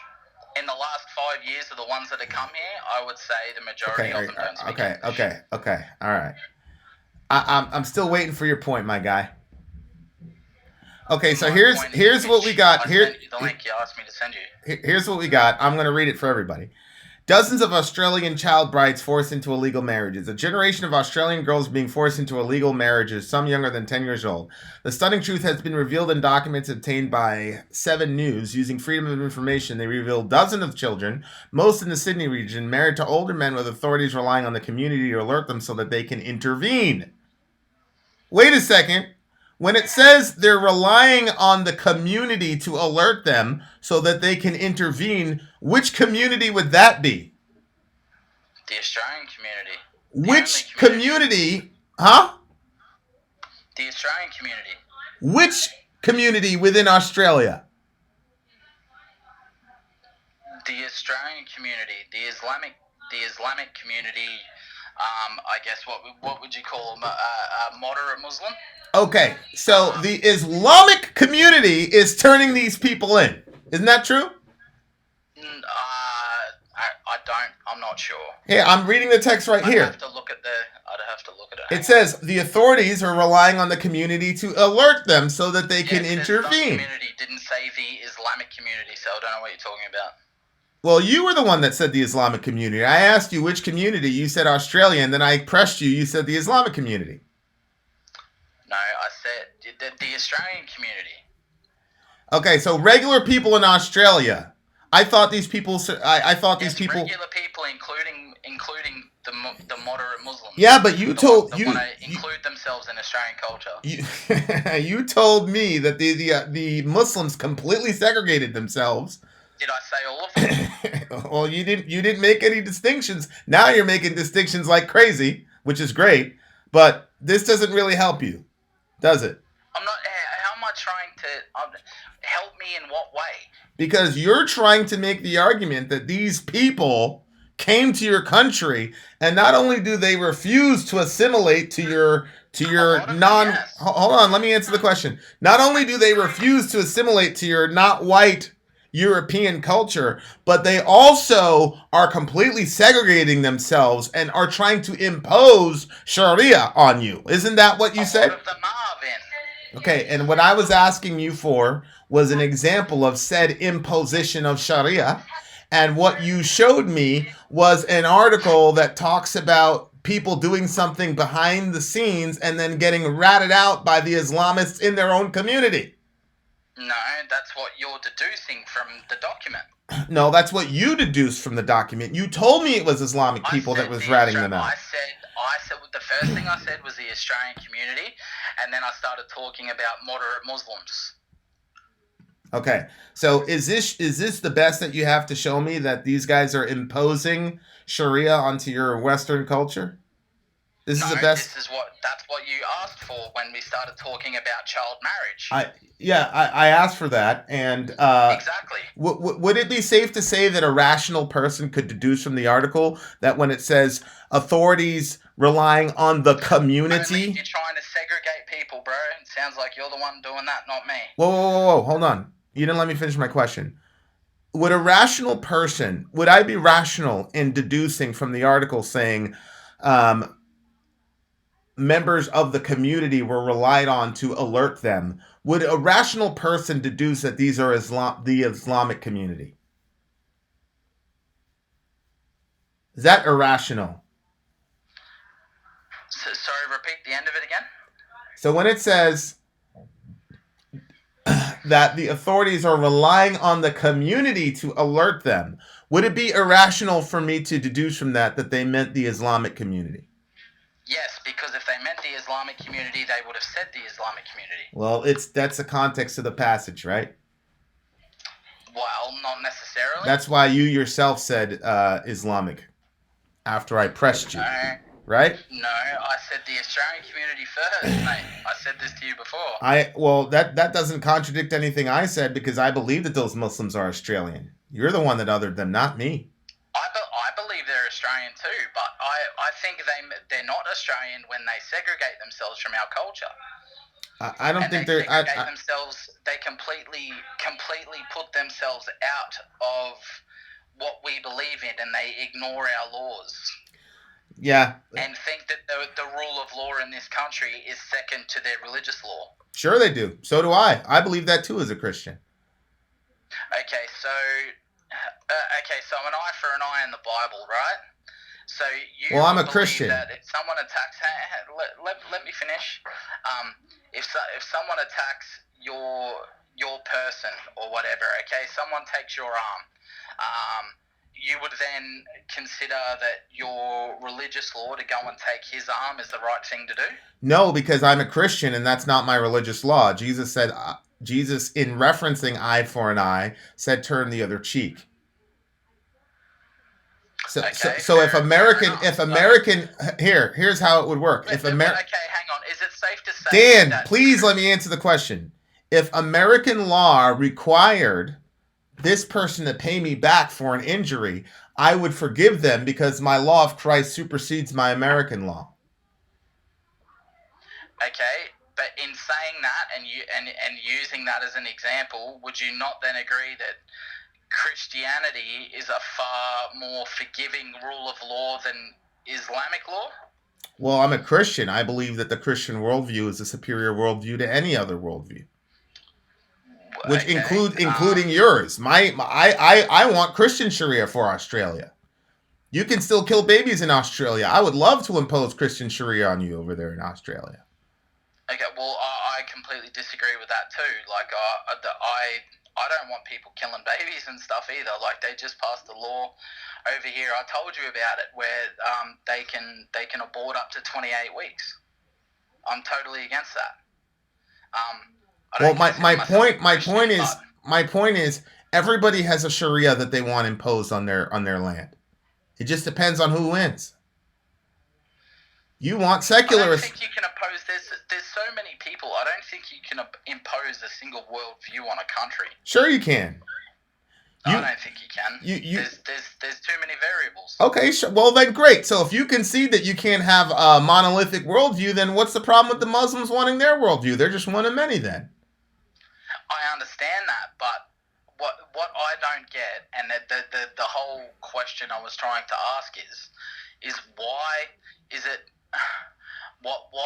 better to be helping people that want to segregate themselves totally from our society than helping farmers that are raising crops for the entirety of Australia? Because one, as the article... I don't understand that. I'm trying to explain it to you, brother. One, they're the ones that are in the most immediate mortal danger. Nobody's walking around... They're not, though. There's no threat here, Vin. There's a threat. You just said that New Zealand and Australia are mates, mate. The threat here is from Islamic terror. It is Islamic terror that they've been stopping. Who's done the killing? The killing was a white Nazi Australian guy living in New Zealand. Okay, so then that makes a ton of sense. Then why they would buttress security for Muslims makes a lot of sense to me. They're in immediate mortal danger. Unless you're trying to say that this dude is the only white nationalist in Australia. And after listening to you, Dan, I love you. I think you're a friend of mine. But from my perspective, you're absolutely bigoted. And if you are on the more progressive side of what's happening in Australia, then they damn well better make sure that they fortify those mosques.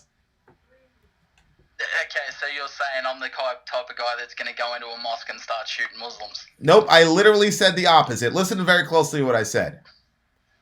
Dan. But that's how you're making it sound at the end. At the start of the statement, Dan, you said... Dan, I'm very direct in what I say. Let me say back to you what I said, okay? Here's what I said. You, to me, sound extremely bigoted against Muslim people, and you are on the more progressive side of the conservative side over there in Australia. So if you are the progressive side of the right in Australia, then they absolutely need to have that, because the far right folks, that tells me that there is a whole bunch of people like that psychopath that did that to us about last week. So absolutely. That needs to be fortified, for sure. Yeah, look, hang on, can you hear me? I'm here. Go ahead. Okay. Look, I think you can try and pigeonhole me into any box that you want, but I believe in a multicultural Australia. I believe in all cultures working together, in being, one multicultural society. I don't think that people coming here and expecting to get the benefits and the rights that you get here in Australia, and segregate themselves and want to rule themselves and their own rule of law and bring the stuff that they are trying to escape here. I don't think that that's okay. What are they trying to escape? They're trying to escape sexism. They're trying to escape bigamy. They're trying to escape. You're talking about the refugees? Sharia law. You think the refugees? You think the refugees are there because they're trying to escape sexism? No, I think no. Okay, sexism on a whole different scale than what white and modern Western people view it as. Sexism on a whole different scale. Women in those kinds of cultures, and a lot of them are treated like dirt. Yeah, a lot of women are treated like dirt in the Western world too. They are, but not like that, bro. You don't get stoned to death over here if you look at another man sideways. A lot of women in the Middle East aren't getting stoned to death either. Oh man, what did that's just wrong, Vin. Who was the last woman? Totally incorrect. Tell me, who's the last woman that got stoned to death in Turkey? I don't know her name, man, and I probably couldn't pronounce it if I fucking tried. I believe you. You don't know enough about the Muslim world to make these pronouncements, bro. I'm sorry. But that's the truth, Vin. That shit happens there. and you see it all the time. No, So I the don't know Middle how you can East, refute that. the Muslim world is populated by 2 billion people, most of which live in secularized countries. What country has the largest population of Muslim people? Sorry? What country has the largest population of Muslim people? Take a stab in the dark and say Syria? Indonesia. You don't know the first thing about these people. You don't know anything. You don't know anything about Muslim people, bro. I'm sorry. You're making pronouncements about 2 billion people, and you have a very pedestrian understanding of these people, their culture, their religion, their values, what's important to them, what's not important to them. The things that they follow, Vin, the things that I can't get my head around, right? How it's okay, and how you can possibly think it's okay for them to believe that their religious law is above the rule of the land, regardless of what land it's in. Because everybody believes that. I believe that. I believe that the law of Christ is above the law of America. That's what it means when you believe in God. Everybody believes that. That's your right to believe that. And it's their right to believe it. And you know what? If you lived in a land that was dominated by Christian Sharia, you would believe that your secular Sharia was a superior law. Nothing wrong with that. Well, then I'm glad I grew up in this country with freedom and not forced into believing anything in particular. Well, I mean, that's not how law works. You don't have absolute freedom. What are you talking about? No, I didn't say I had absolute freedom, but I had the freedom to choose. If I wanted to choose a religion, I can do so. Well, that's not what Islamic Sharia is. Islamic Sharia, they can't force you to be a Muslim. Yeah, you're a Muslim or they kill you. That's not true. What are you talking about? So they don't kill apostates and they don't kill ISIS don't go around killing all Dan, there are 2 billion Muslims in the world. I understand, and we were talking about the percentage of extremists before. No, I'm not. You're first of all, even the most ardent Wahhabi would deny that you can kill people if they don't convert to Islam. Where are you getting your jizya from if you do that? Do you know what jizya is? No. Jizya is an extra tax that non-Muslims have to pay when they live in Muslim lands. How can you pay jizya if you're killing everybody? And most Muslim lands don't even enforce jizya. You don't know what you're talking about, Dan, at all. Okay, so the things I'm seeing, they're not happening. It's fake. It's fake, right? No, the things that you're seeing, you are interpreting from a certain lens because you fear these people and you don't know enough about them. Islamic people getting stoned to death isn't happening. Did I say that? Did I say... Well, you might as well be. Okay, so that means because white people have lynched people in America, that means all white people lynch people. How many people have you lynched last week? Did I say all or did I say extremists? Did I not make the distinction?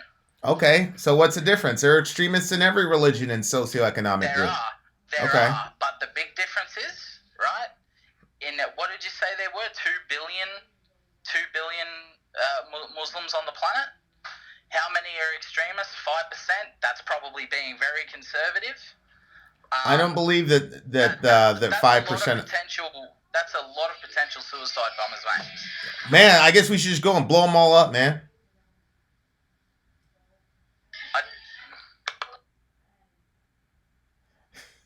Good Lord.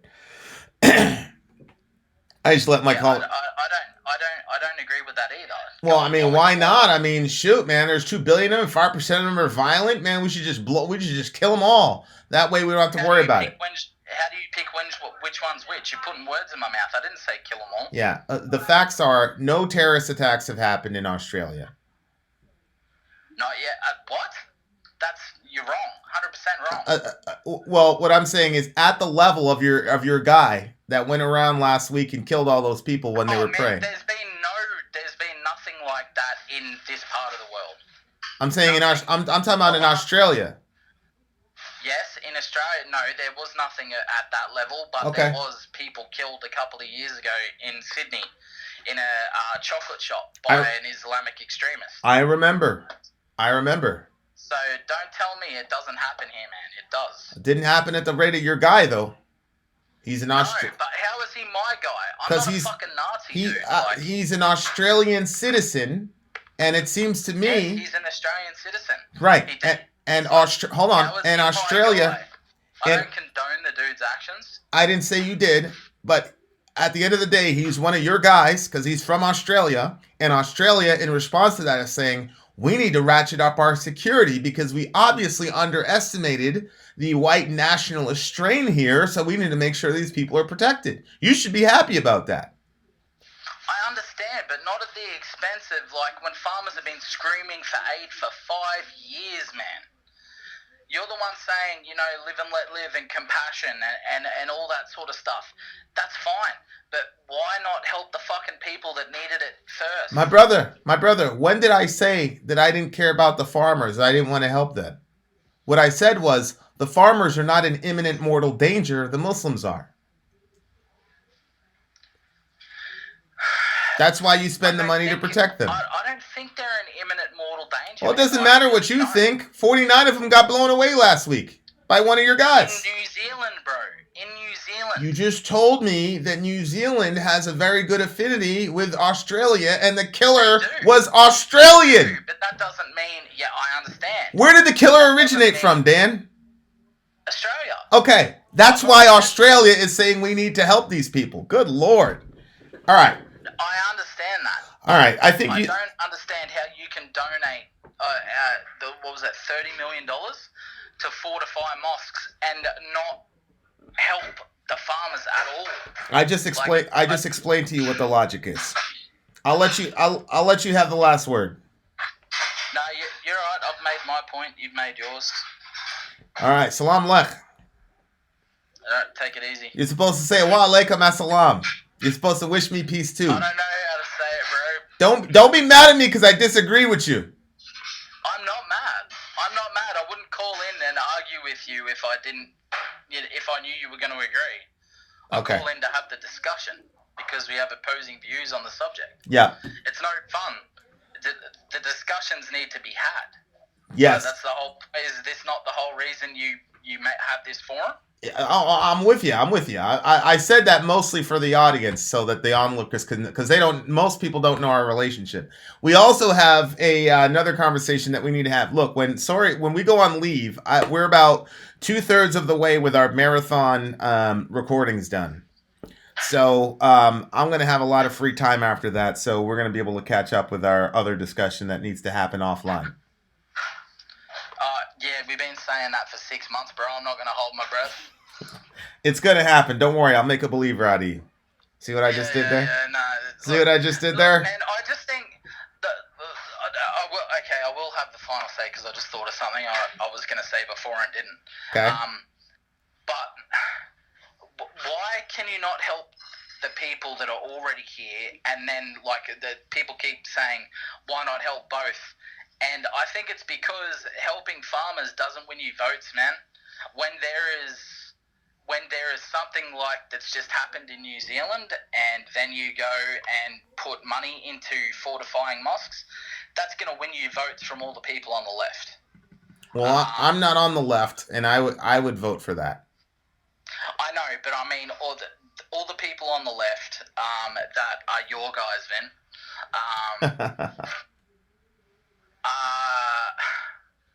And yes, HQ. Okay, so people. Hold on.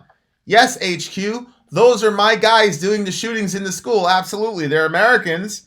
And if you want to talk about Chicago, I'll say they're my guys times 2. I don't have any problem with that. What are you talking about?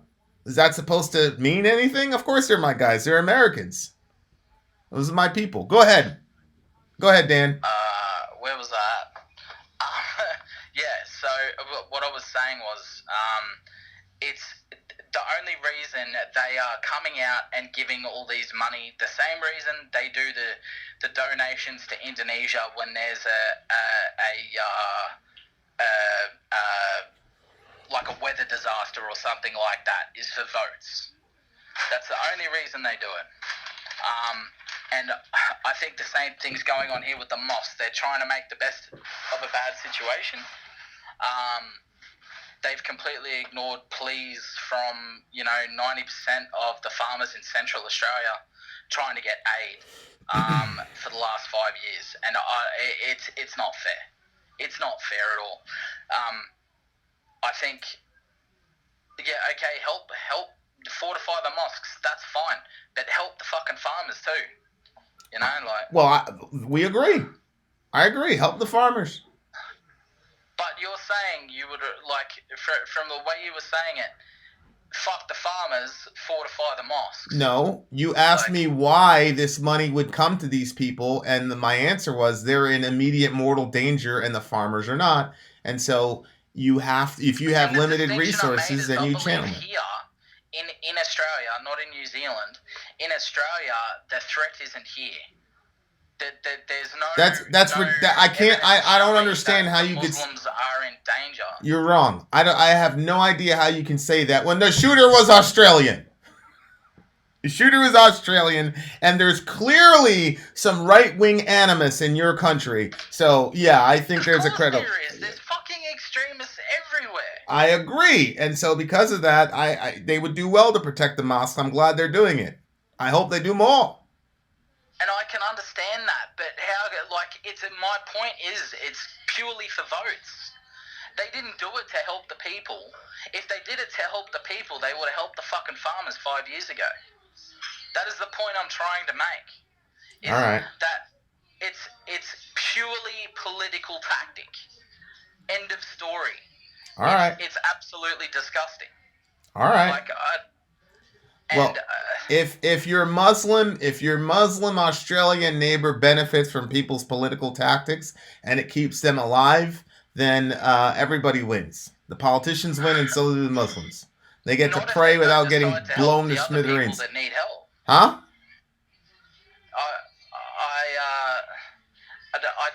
I don't think they're the only people that need help, mate. I really don't.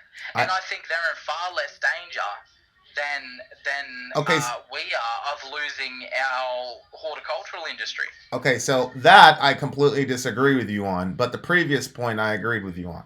Your country needs to figure out a way to help those farmers. I'm sure, but I'm sure there's a lot of right. I'm sure there's a lot of right wing. I'm sure there's a lot of right wing politicians over there in Australia that will. Oh, there is. Haven't you heard about Egg Boy? Yeah. When that shout out to the kid, I want to get him on the show. Dude, what's his name? Fraser Anning. Yeah. He is a fucking racist, like legitimate racist. Like, you think Trump's bad, man? This guy, yeah. Did you actually? I'll link you his manifesto that he put out later. This was like hours after the shooting happened. Well, the fact that he felt emboldened to say that shit in a public sphere, not 24 to 48 hours after those poor people were gunned down, tells you something about what's happening in Australia, right? Of course. Okay. And this is what when I spoke to you last time. I told you the shit was about to go down. No, you called it. This is why I'm surprised, Dan, because you called it.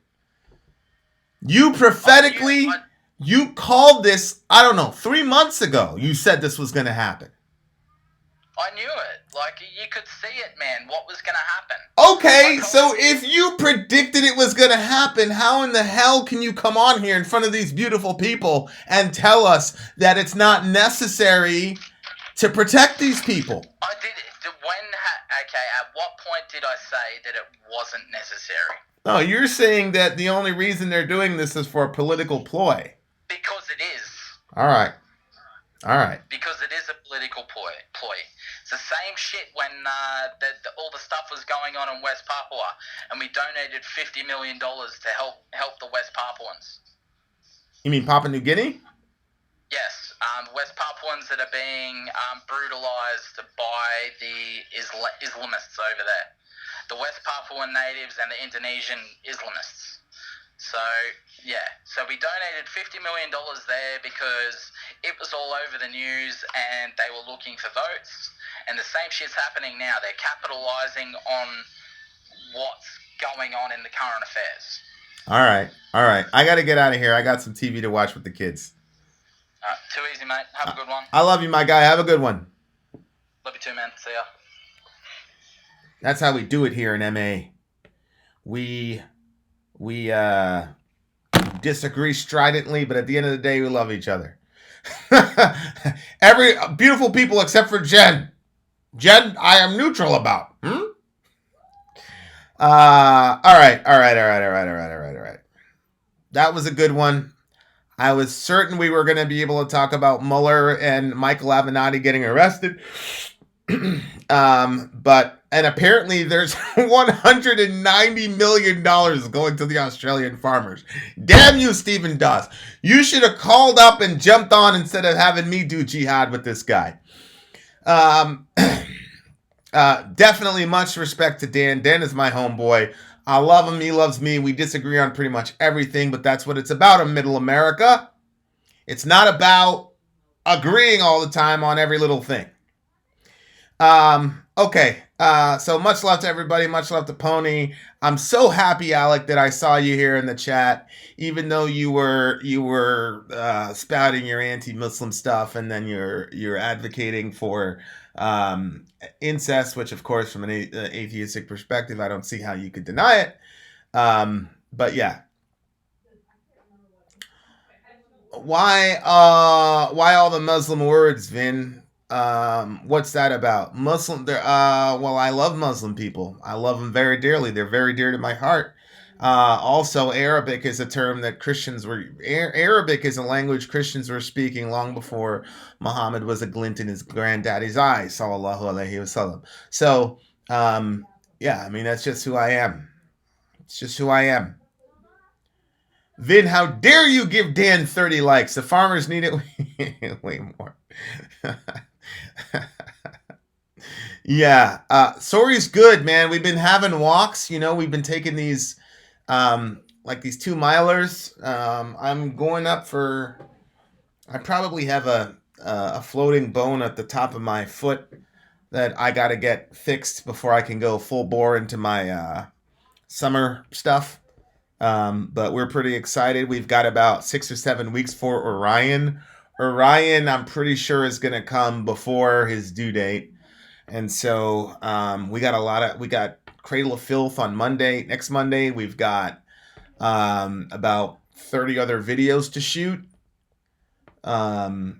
so that we can make sure that we don't have any misses for you guys during maternity leave. I actually cut short some of our review time today because I was like, I got to get in front of everybody. I miss everybody too bad. So we cut that short and pushed our schedule back a little bit, but it was worth it to get on with you guys, and it's good for the soul for sure. So thank you guys for coming out, by the way, and talking to me and hanging out, because it's important. You guys are a very important community to us, and we know that your time is valuable, and I mean that. March Madness is going on. There's other shows you could be watching, and for you guys to take time out of your day to come hang out with us and talk is I don't take that for granted. So, as a person who has an extremely busy schedule, time is my ultimate value. And so, for you guys to invest the time in us, I just it's important to us. So I had to get in front of you guys. That's all. Vin, are we discussing anarchy? We will soon. That's all.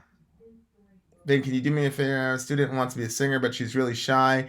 Can you say to hello on the next video in the Cartridge to Follow Dream? Her name is Allison. Yes. I will write it on my board, and we will do a shout out to Allison on the next video. 2 a.m. over there. Rachel, thank you. Kellendros, thank you.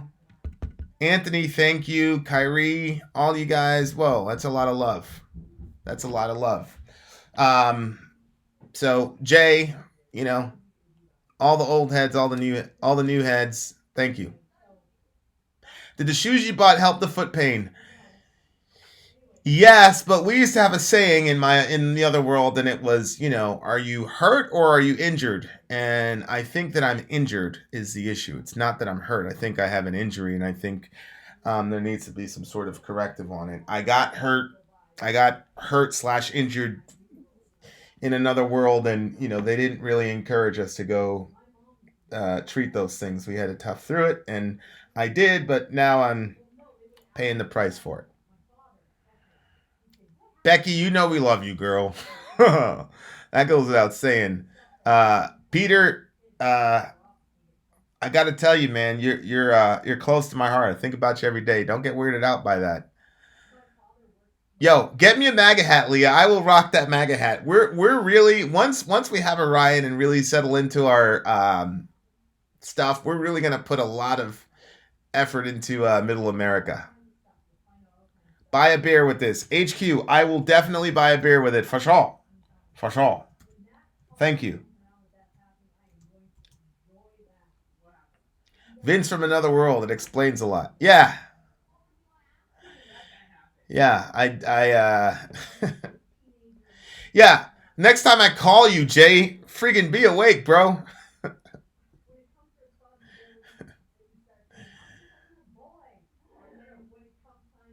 Michael Avenatti. Yeah, XBM for sure. Will you have a Christmas in April before Orion? Yes, we will. We will for sure. Are you going to start the punk? The punk reaction videos are all cut. They're all edited, and they all have thumbnails and everything, so they're ready. There's another week that we're doing that I'm really, really excited about that I think you guys are going to like, that I've never seen anywhere on the YouTube reaction circuit. Am I getting paternity leave from my job? Yes.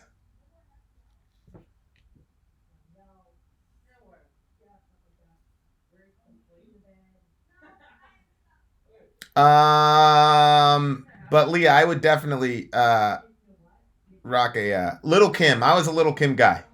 Not even close to XBM. I loved Little Kim. I Little Kim. Foxy Brown. No. Plasmatics. I'm pretty. Yeah, we have the Stooges. We have a Stooges reaction, and I'm pretty sure we did a Plasmatics reaction as well. Thanks, Prank. Yeah, but I'm pretty sure we did Plasmatics. I'm pretty sure we did Stooges too. Yeah. Tina, you know the deal. You know the deal. It's just as much for us as it is for you guys, for sure.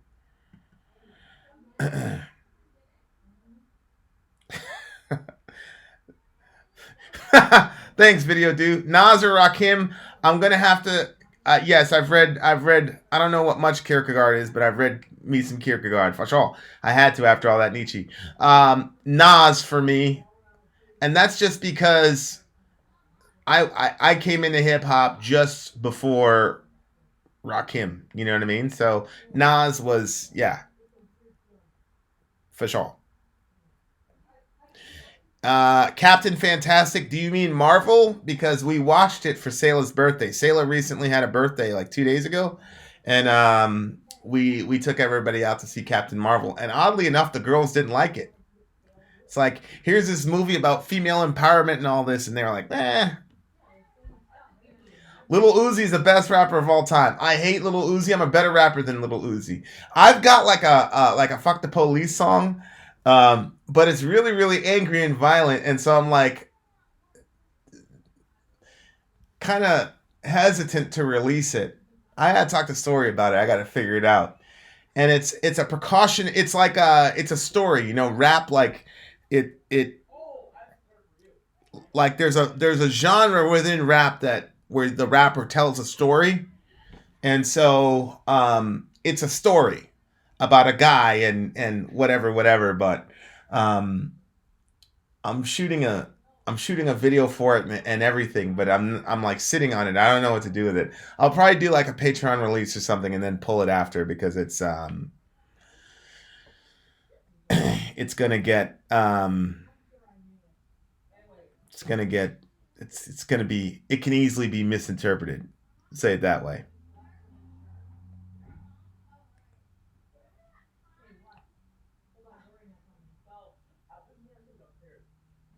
Yeah, Alec, I was actually gonna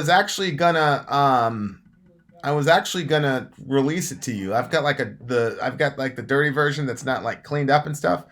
Um, I was actually gonna release it, but I don't know. We might do a whole video of it, and we'll see.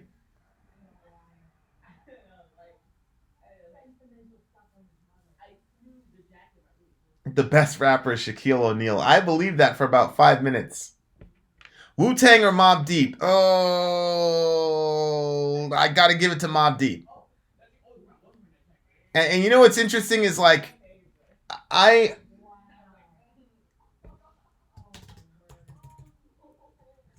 I'm not really a fan of Havoc, so it was mostly P. So I'd just say Prodigy, but yeah, Wu Tang.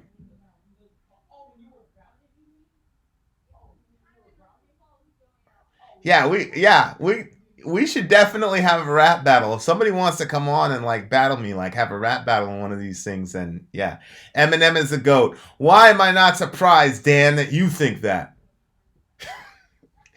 For me, Big is the goat, and then second in line would be Jay. I had Eminem in my top five, but Eminem fell off so bad, and he hasn't really recovered, and it's been disappointing to me. But yeah, his last two records have just been so terrible that it's hurt him in my top estimations.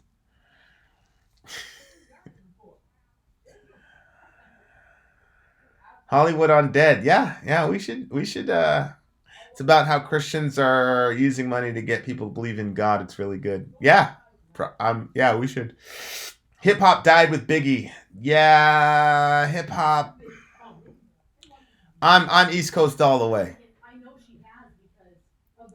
I'm East Coast all the way. I was never like I liked Snoop and all that, but when I really got into hip hop, it was about lyricism for me, and lyrically, I just never could respect. Aside from Ice Cube, I just never really respected West Coast rappers like that. Yeah, but Cube for sure. Busta Rhymes is okay. Busta Rhymes is okay, but I never really had much respect for. Yeah, Hobson. Every dude from like the beginning of the channel, people were talking to us about Hobson. So yeah, I definitely need to look into that. Hip hop, the Jay-Z and Nas feud was great for hip hop, I think, and I love the way that those brothers handled it. They made sure that nobody died on either side. Chicago has a lot of really good rap beefs, but the problem is, back in the day, you had rappers who were trying to act like they were gangsters, and so, you know, that's why everybody could diss each other and everybody be safe. But what's happening in Chicago is these are gangsters who are trying to be rappers. And so what happens with that combination is people end up dying, and people are dying at incredible rates over there in Chicago over this drill music. And it's really sad because some of these guys are really good over there in Chicago, but they keep dying. So yeah, it's pretty terrible.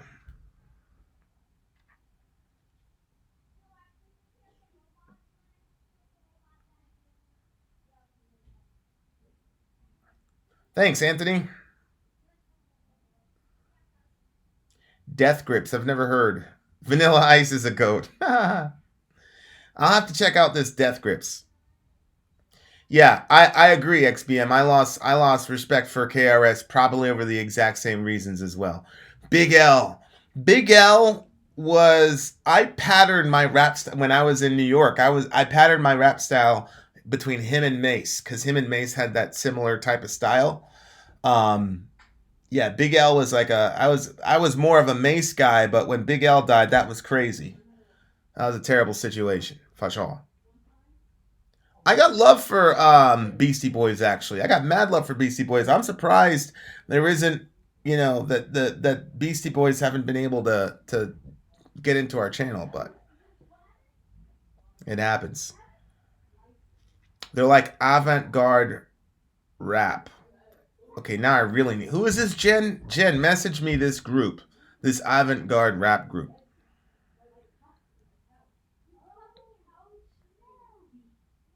Can't stand Death Grips, but I will say they're important. That's all I can say about them. That's good, however. Yeah, Big L was crazy. Onyx was crazy. Fabulous was crazy. Fabulous was crazy. Lord Jamar. Yo, XB, my girl loves Lord Jamar because, we watched the Vlad interviews. Eventually, I want to open up like a Vlad type channel only with metal. So I want to get our interview circuit up so that we can have an entire other channel like Vlad, because if we could bring a Vlad TV type interview channel to the metal world, people would love it. So that's on. I've got like 5 channels in my head for when we go full time. Part of me is just like, man, I just need to just bite the bullet, but I'm in the middle of some really cool stuff at my other job at this moment, and I got to make sure that stuff is set up over there. Plus, I got to be responsible because we got Orion on the way. But yeah, that's coming. Okay, Jen, whatever that is that you all, BM fan and all that, close sign, send that to me.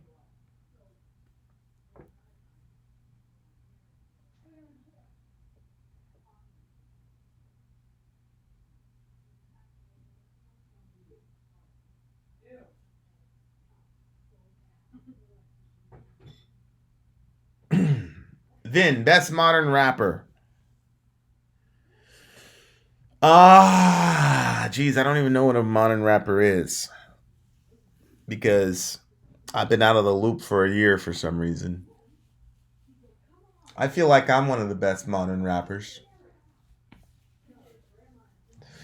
I don't really know. I'm gonna be bored. Oh, okay, J. Cole. I think Kendrick and J. Cole are good, but J. Cole resonates with me a lot more than Kendrick. So, was Method better with Wu or with Redman? Damn, that is such a good question, XBM. You're such a hip hop head. That is a good question. You know what? I'm gonna say Redman, and here's why. I think with anybody that raps knows this. Anytime you're rapping with somebody else, even if they're your boy and you love them, you there's that sense of competition. There's that sense of like, I gotta be the best.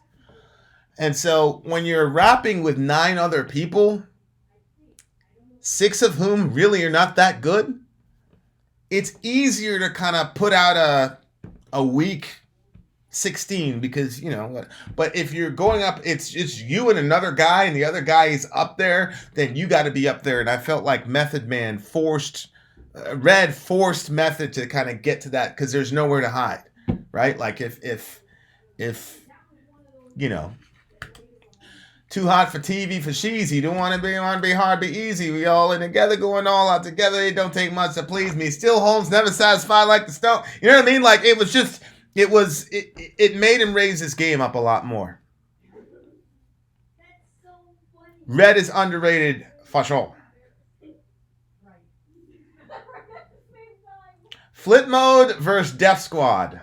Yeah, those were legit battles for sure. I came to bring the gore and hardcore to the brain. Yeah, you guys got it. Yeah. Don't quit your day job, Vin. That wasn't even me, Bob. That was Method Man. That's how much you know. My morning jacket. Okay. Who had the best solo career from Wu-Tang? I mean, is that even a question? Method Man, for sure. Yeah, Extension, he died. I'm not really a fan of his music, but I don't want to say anything about him. God bless the dead. But yeah, I'm not really a fan of him.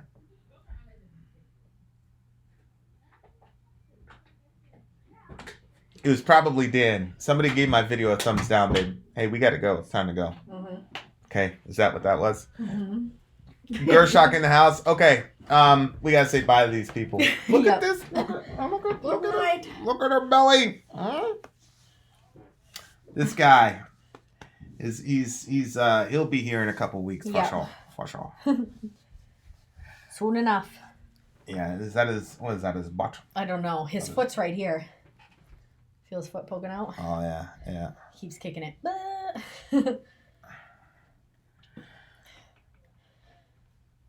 Hi, Calendros. Yeah, I bet we all battled at the lunch table at Truman High School, man. I mean, Jay knows the deal. He was there. He used to go to Truman.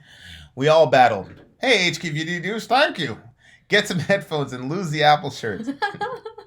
Orion Phoenix.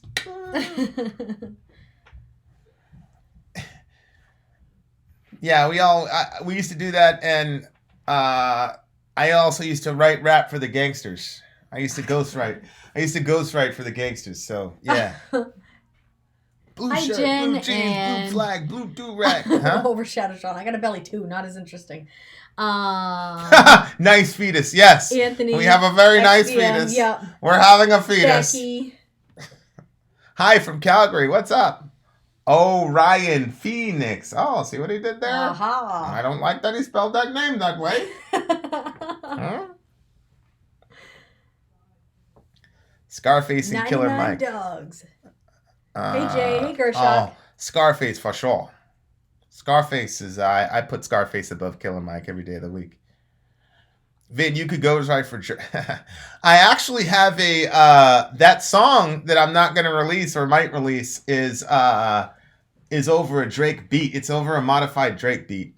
But I'm thinking about shooting that, doing that, like having you shoot a video in the basement with like doing a full-on video for the... You mean after I have a baby? No. What do you mean? A video for Akhenaten's letter. Oh. Yeah, it's just me in a basement with a hoodie. Okay. See what I'm saying? Yes. Yeah. Yes. I thought you were talking about that other one we were doing. So I'm gonna be like what do you call it? I don't know whether or not I should release that. I don't know. Well, you could release it on Patreon. I don't know. Yeah, I was thinking of like I was thinking about that, like doing that on Patreon. But what do you just having a video dimly lit downstairs in the basement, with the hoodie? It looks kind of scary. Yeah. And then you just link it up with the thingamajiggy. It could be in the basement, or you could do different spots. Like there's a. Don't get all upset. If I release it though, don't get upset because, like I said, we'll lose half of our supporters. Dan will definitely leave. He's like, I knew it. Oh, the Black Israelites will be like, yes, come home, brother, come home. Black metal rap. Well, I'm black. I like metal, and it is rap, but it's my second favorite song of all time. Alec, please put pregnant ultra white story in an anti-cop music video. So I don't know. Right. Wasn't Puffy yes. I was talking to the kids about how they're eventually going to have a day where they come clean and they'll tell us all the shit that they've done. Oh gosh. That's fun though. Did you do that with your parents? I never have. No, but that's different. I think they'll do it with us. One Thanksgiving, all of a sudden they're going to come clean. Oh, actually, one of them already made a confession. I'll tell you after. Okay, we got to go, babe. Okay. Why is Paula saying that? Taurus is a prominent northern constellation lying immediately northwest of Orion. I don't know why she's saying that, but I think it's interesting. Are you a Taurus? I don't know. I always forget what I am. I know. I have to get it sized, but I'm waiting till after I have Orion. All right. Yeah, we're definitely going to leave. All right. Did you know the Slash from Guns N' Roses is black? No. Get Elio Mike to be in your video. Boop. Oh my gosh. Let me get some fucking shots fired then.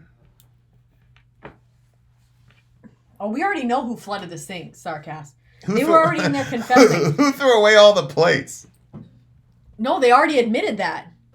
Dorian said he broke a bunch of them so he didn't have to wash them. Isn't it the funniest thing when Satanists make music about killing Jesus? Yeah, it's kind of funny to me. I mean, I'm a little bit sad, but because I believe that Jesus is God Almighty, like to me, my full and firm belief is that they're going to have to stand before him one day and he's just going to hit play and be like, you want to explain this to me? You know what I'm saying? Like, that's how I feel about it. So it's funny to me. Like, I could never imagine being like offended by something like that. Yeah. That doesn't affect, I mean, I'm a sad, but again, I believe most people are going to come around before they die. So that's the other thing. I believe most people are going to become Christians before they leave this earth. So, you know, it's kind of, I feel like they're like one step, you know. So anyway, no, I didn't. How can you not know that Slash is black? I don't know anything about this music. Like, a lot of people be like, "Oh, you guys are I knew about Korn. I can tell you everything about Korn A to Z up until the Take a Look in the Mirror record. Everything. Metallica, I didn't really know much now that we started the channel, and then everything else, I didn't know a damn thing. I'll come around before I die. You What's will. a nappy? This is for Orion's first nappy. You know, like a diaper or something. Thanks, HQ Video Dude. Yeah, that's what my dad used to call me. A diaper? Yeah, he used to be like, "Me, it's a change in nappy, you know." Oh. Oh yeah, you definitely are coming around.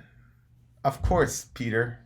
You're probably there already, but you're just too arrogant and stubborn to admit it. Oh, cool, Sala. Oh, by the way, Sala, one more thing before I go. One more thing. Is it Allison Sala? Is that the name?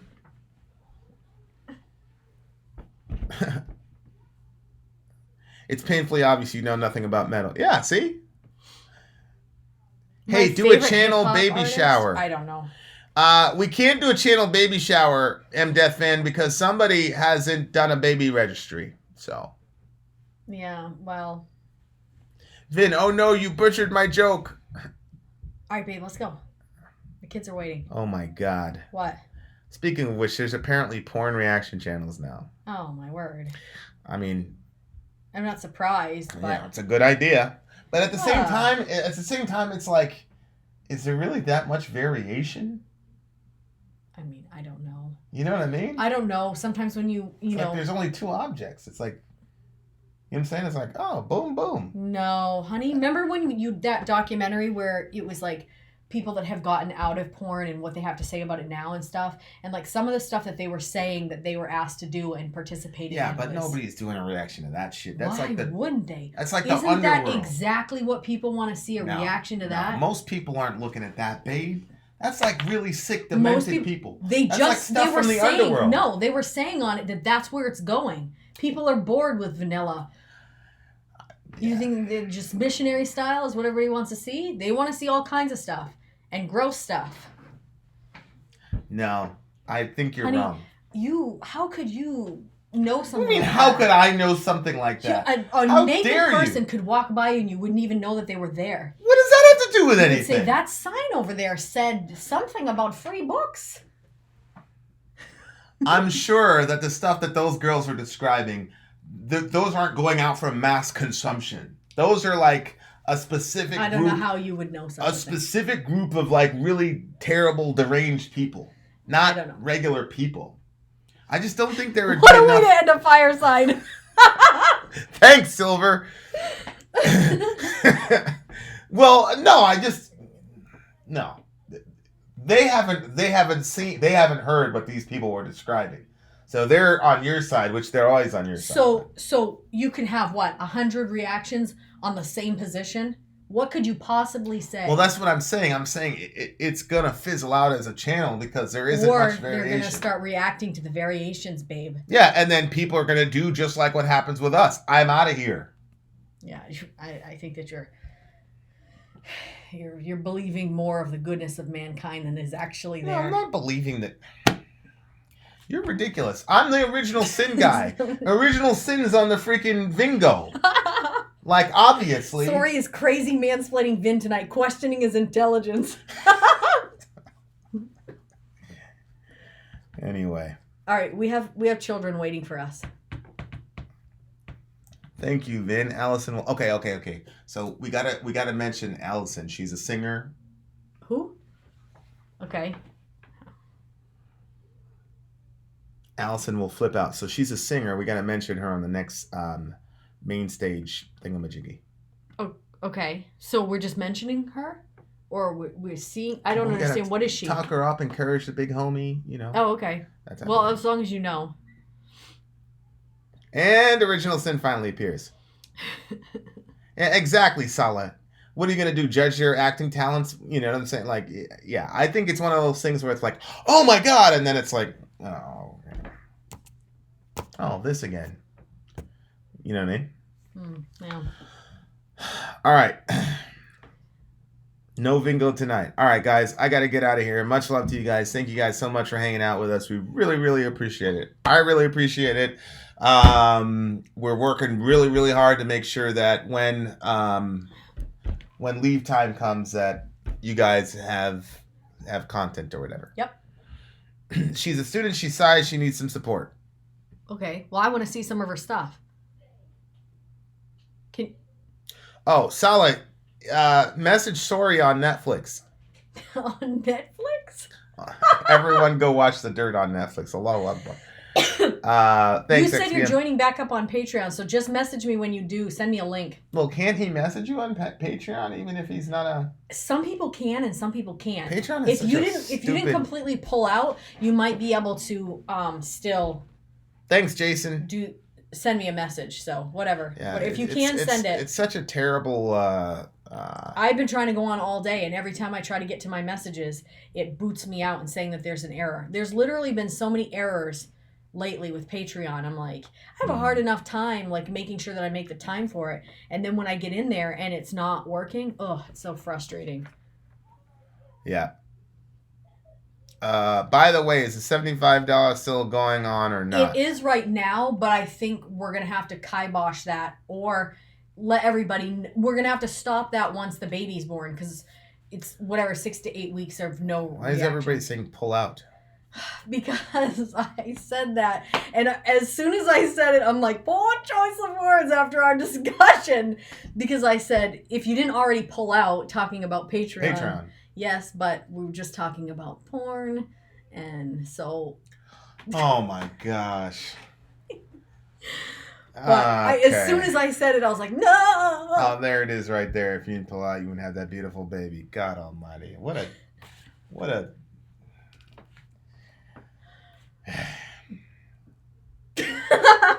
Okay, let's go. What a world.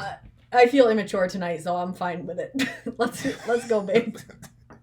What sucks is when you see the evil in man and the shit we do. The flood wasn't that crazy to me, unfortunately. I agree. What sucks when you see the evil in it? Oh. Okay. Ben is so innocent. I know. I don't know how he misses these things. He's seen so much more in the world than I have, too. Like, I don't know. Maybe it's mine.